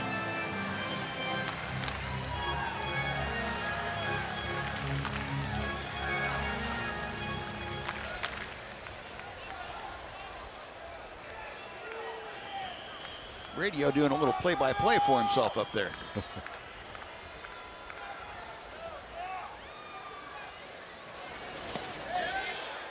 Check swing, he went around, says Laz Diaz.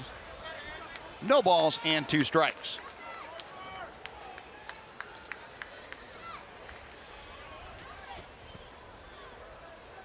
Now the White Sox tonight, 4 runs on a dozen hits. They have left 8 aboard. Rangers 4 runs on 8 hits. They also have stranded 8.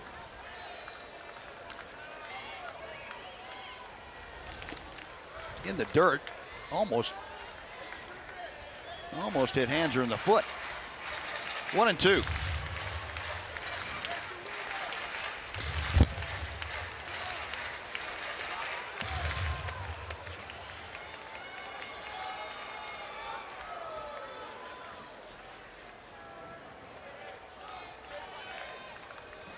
Jennings studying the signs. The left-hander is ready. In the dirt, swung on and missed, and it goes to the backstop, and Alberto's going to reach. A strikeout, wild pitch. And the winning run is at first with 2 outs. That's one way to get a base runner. You got the right guy coming up, too.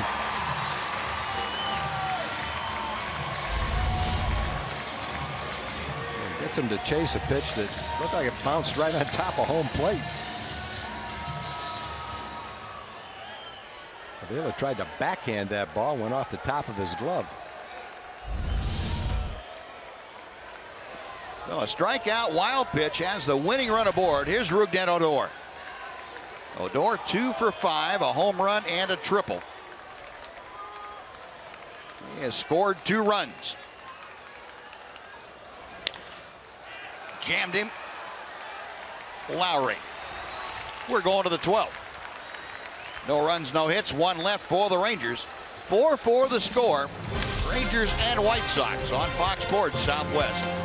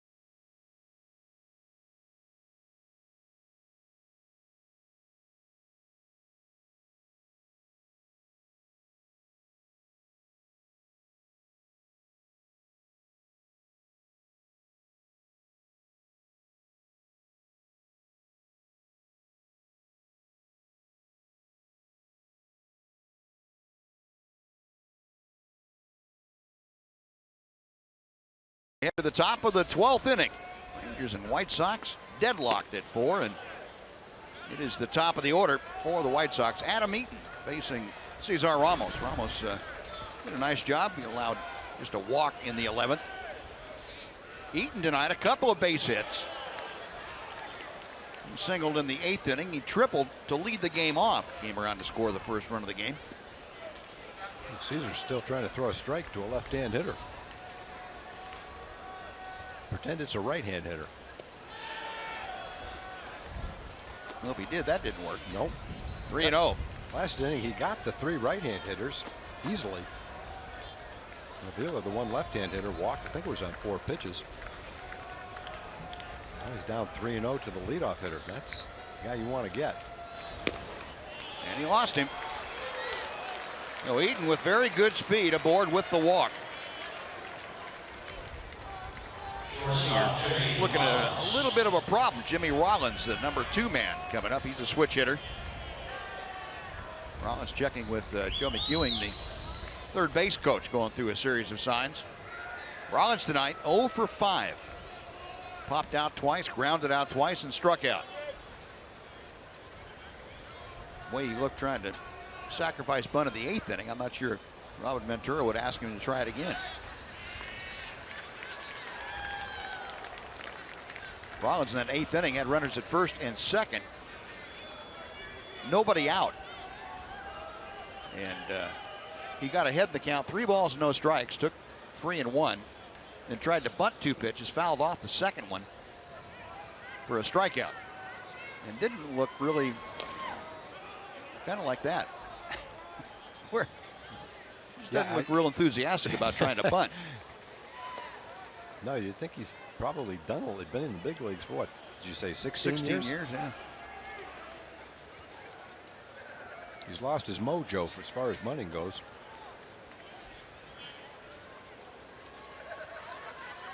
That look on Robin Ventura's face, he might be asking the same thing. No bunt here. It's fouled back to the screen. Yeah, he's taking a shot at the hole between first and second. Got himself in a hole now. No balls and 2 strikes.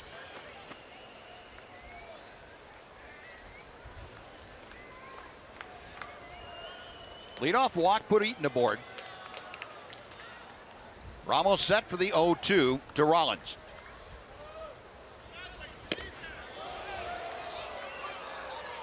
One ball and 2 strikes.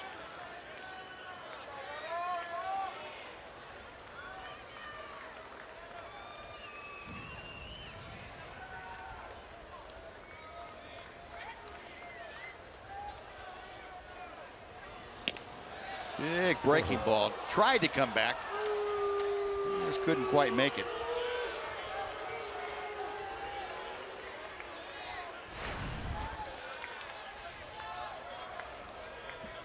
Now 2-2.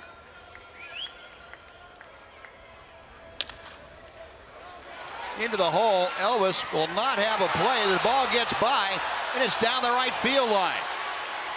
Eaton up and moving to third as Moreland retrieves the ball. And now the White Sox, with nobody out, have runners at second and third.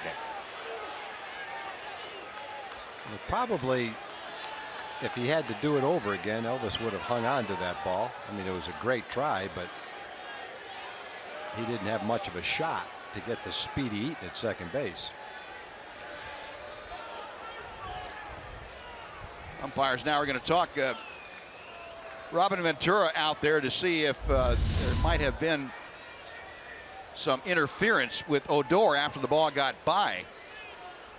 See if Odor intentionally inhibited. Well, unless you talk about tripping a guy as inhibiting from him from going to third.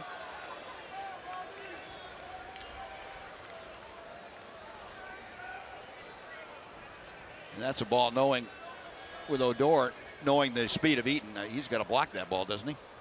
The throw from Elvis. Yeah, he's trying to get the out. There's really no play at second. Right. Elvis probably should have hung on to the ball. And Rougned's trying to scoop the ball like a first baseman, hoping to get a force out at second. He really didn't have time to make any kind of a play at second base. The Rollins credited with an infield single. The error charged to Elvis on the throw advances the runners an extra 90 feet. And now, with nobody out, Rangers have to pull the infield all the way in. They're going to intentionally walk Jose Abreu to load the bases for Todd Frazier. And at this juncture, of course, Frazier has had base hits in each of his last 3 times to the plate. You don't really have any choice. You have to walk Abreu with nobody out to load the bases, give yourself a chance to have a force at the plate. And take your chances with a guy who's suddenly swinging the bat very well in Todd Frazier. And Spike Owen and Steve Buechele and company down there trying to figure out now, how do we wiggle out of this thing? So the intentional walk loads him up. Ramos now will deal to Todd Frazier. Well, the Rangers had a first and third 1-out situation. White Sox induced a ground ball to second. Rangers trying to do the same thing. Maybe get a home to first double play. Infield's in. Hot hitter at the plate. He's had 3 straight hits. Rangers hoping to get a ground ball hit at somebody right here. Change up for ball 1. Frazier homered in the 6th inning. Hooked one right inside the foul pole off of Colby Lewis. Had an RBI single in the 8th inning. And in the 10th inning, singled to center. Towering drive to left field. That is going to be 4 on the board for the White Sox. A grand slam. And it makes it 8-4 Chicago as Todd Frazier rips one out of the ballpark. His 2nd home run of the night.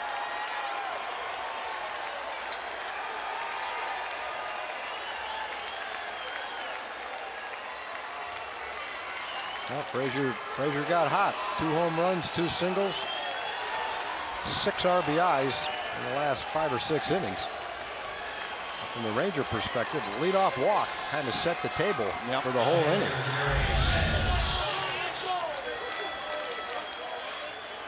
A slider that stayed middle of the plate, kind of on the inside part of the plate. And Frazier got it up in the air, got it out of here. So 10 home runs now for Frazier. 27 RBI for the year. About halfway back in the bleachers out there. So an 8-4 White Sox lead. Sands chops one to third. And Alberto throws him out. That is the first out of the inning.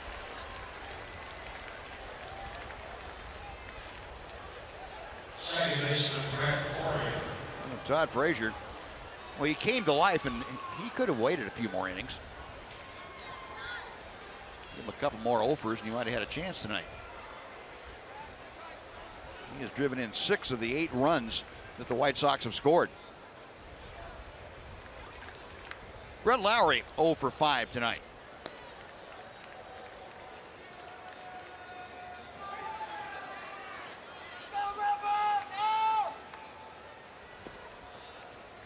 Two balls, no strikes. The crowd of 22,958 on hand here tonight, and a good many of them after the grand slam have decided enough's enough.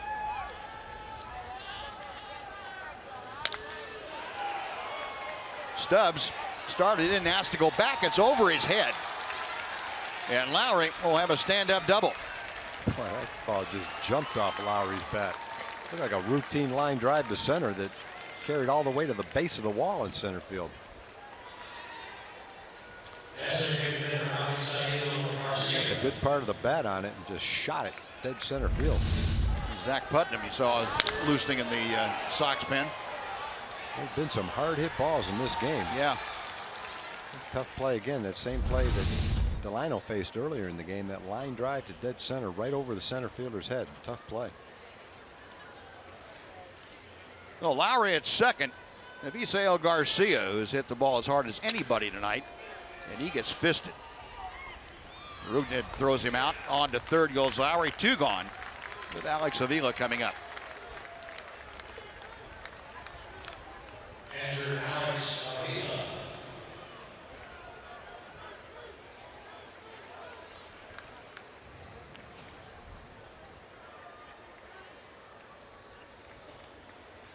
Avila has a couple of walks this evening. 1 for 3 officially.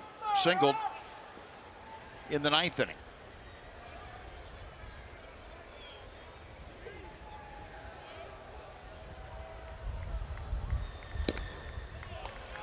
Nothing in 1.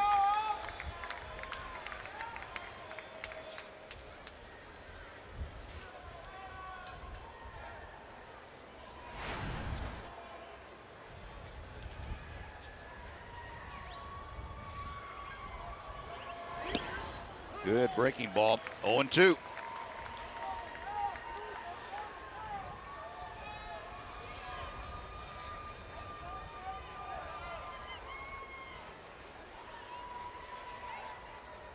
And now Ramos back to the plate.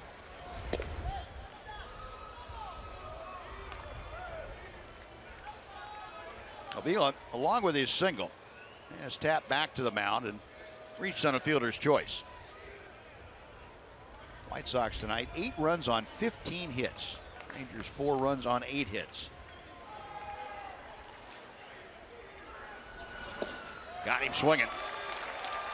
Well, that'll do it, but the White Sox sent 8 men to the plate. 4 of them scored. We're going to the bottom of the 12th inning. It's now Chicago 8 and Texas 4 on Fox Sports Southwest.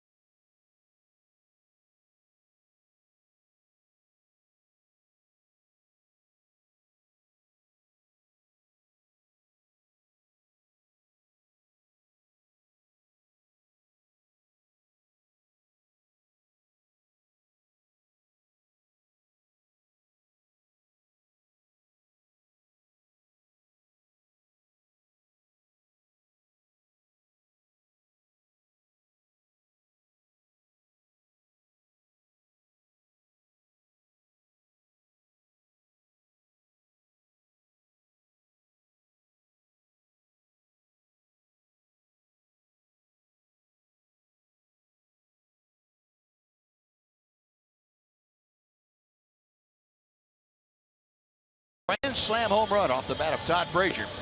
Take an 8-4 lead, and now into the bottom of the 12th inning, and coming out of the bullpen to take over on the hill for the White Sox is the right-hander Zach Putnam. And the Rangers certainly have their work cut out for them. They have Mazara, Stubbs, and Rua. First three hitters due to face Putnam. 12th ball game of the year for the right-hander. 3.65 ERA. Opponents hitting 200 against him. Putnam signed with the White Sox prior to the 2014 season as free agent. Came up originally with the Cleveland Indians back in 2011. Spent a little bit of time in Colorado and also on the north side of Chicago. White Sox last year, he appeared in 49 ball games. Here's Mazara. Strike one.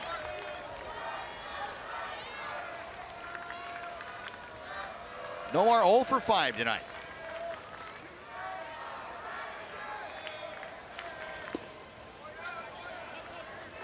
Mazara, a couple of strikeouts, a ground out. Flying sharply to second and fly to center. 304 season average.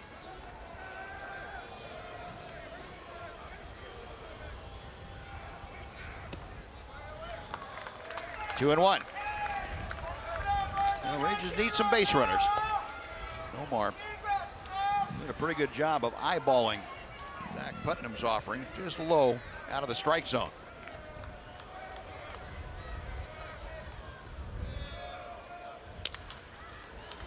Two and two on the foul ball.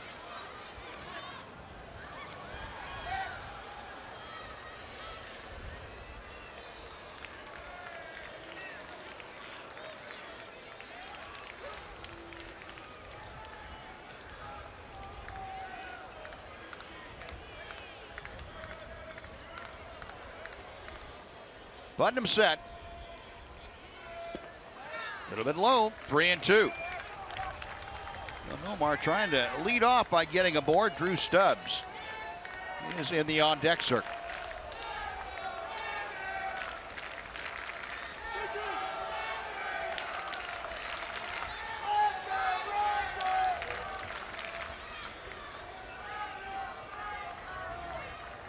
Putnam a long look in. Now the right-hander's ready. Payoff pitch coming.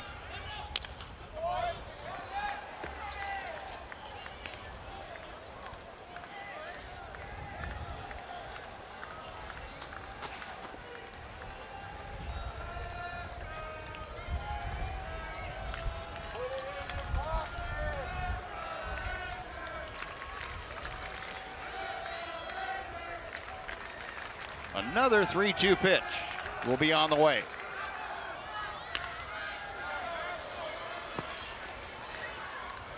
Mazara refusing to go quietly. He is up there spoiling Putnam's 3-2 offerings.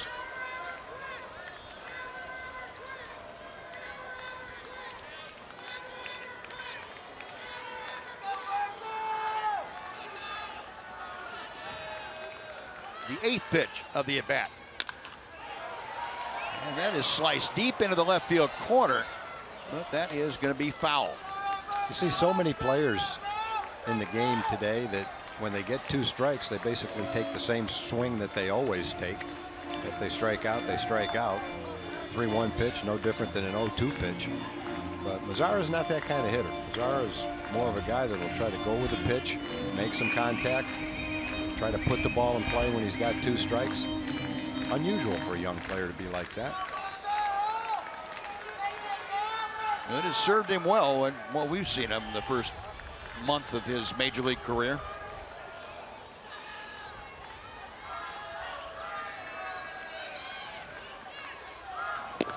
Got him swinging as Putnam pulled the string. No, one gone. Drew Stubbs walking to the plate.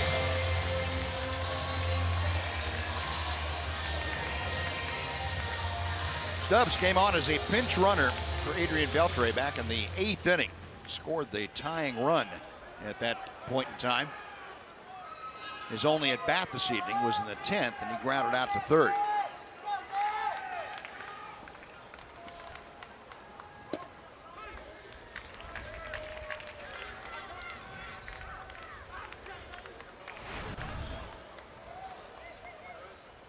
Stubbs, a Longhorn X, star down at University of Texas in his collegiate years. Led them to the College World Series.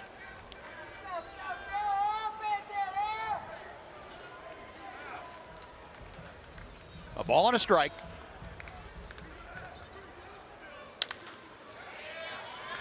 Rollins going to have to unload in a hurry, and he can't come up with it. He knew he was going to have to get rid of it in a hurry, and he rushed it, couldn't come up with a play. Going to be a close play. The way Stubbs gets down the first baseline. Kind of forced Rollins' error. You get a base hit on that one. Forced his base hit, I should have said. Yeah, that's going to be nearly impossible, even if he comes up with it cleanly. No, Rangers need a couple more to get on base to get that tying run to the plate. And Rua with his first at bat of the night, a .256 average. What Ryan steps in with.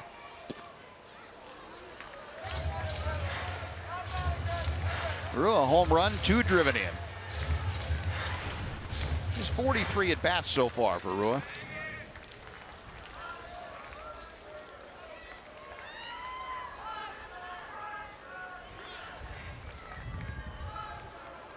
The 0-1 pitch instead is a toss to first.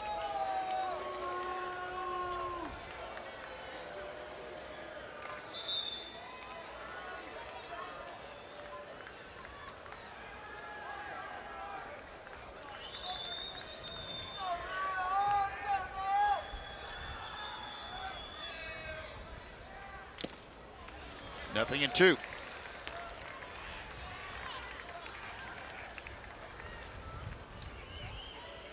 Rua in the series up in Chicago, latter stages of April, went 0 for 7. He is just 2 for 18 in his career against White Sox pitching.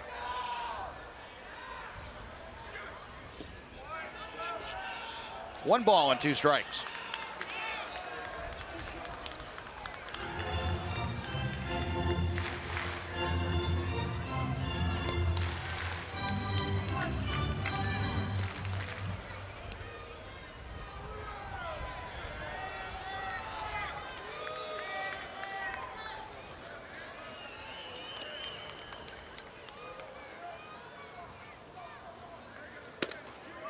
Now 2-2.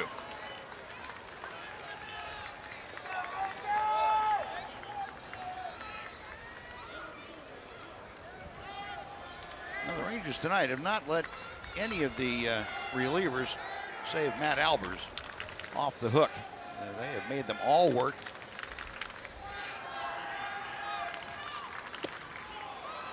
Swung on and missed, popped out of Avila's glove, but that is out number 2. Oh, Ian Desmond coming up.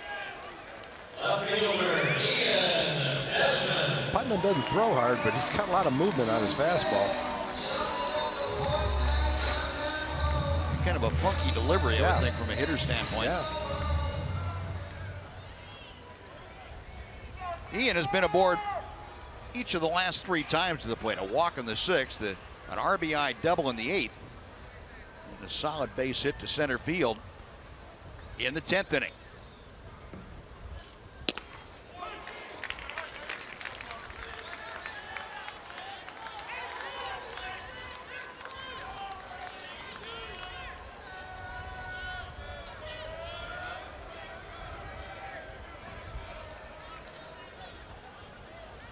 Putnam ready for the 0-1. And nothing in 2. This for the White Sox, just their second extra inning affair of the year. The first one was an 11-inning win in Chicago against the Rangers. 4-3, the White Sox walked off in that one.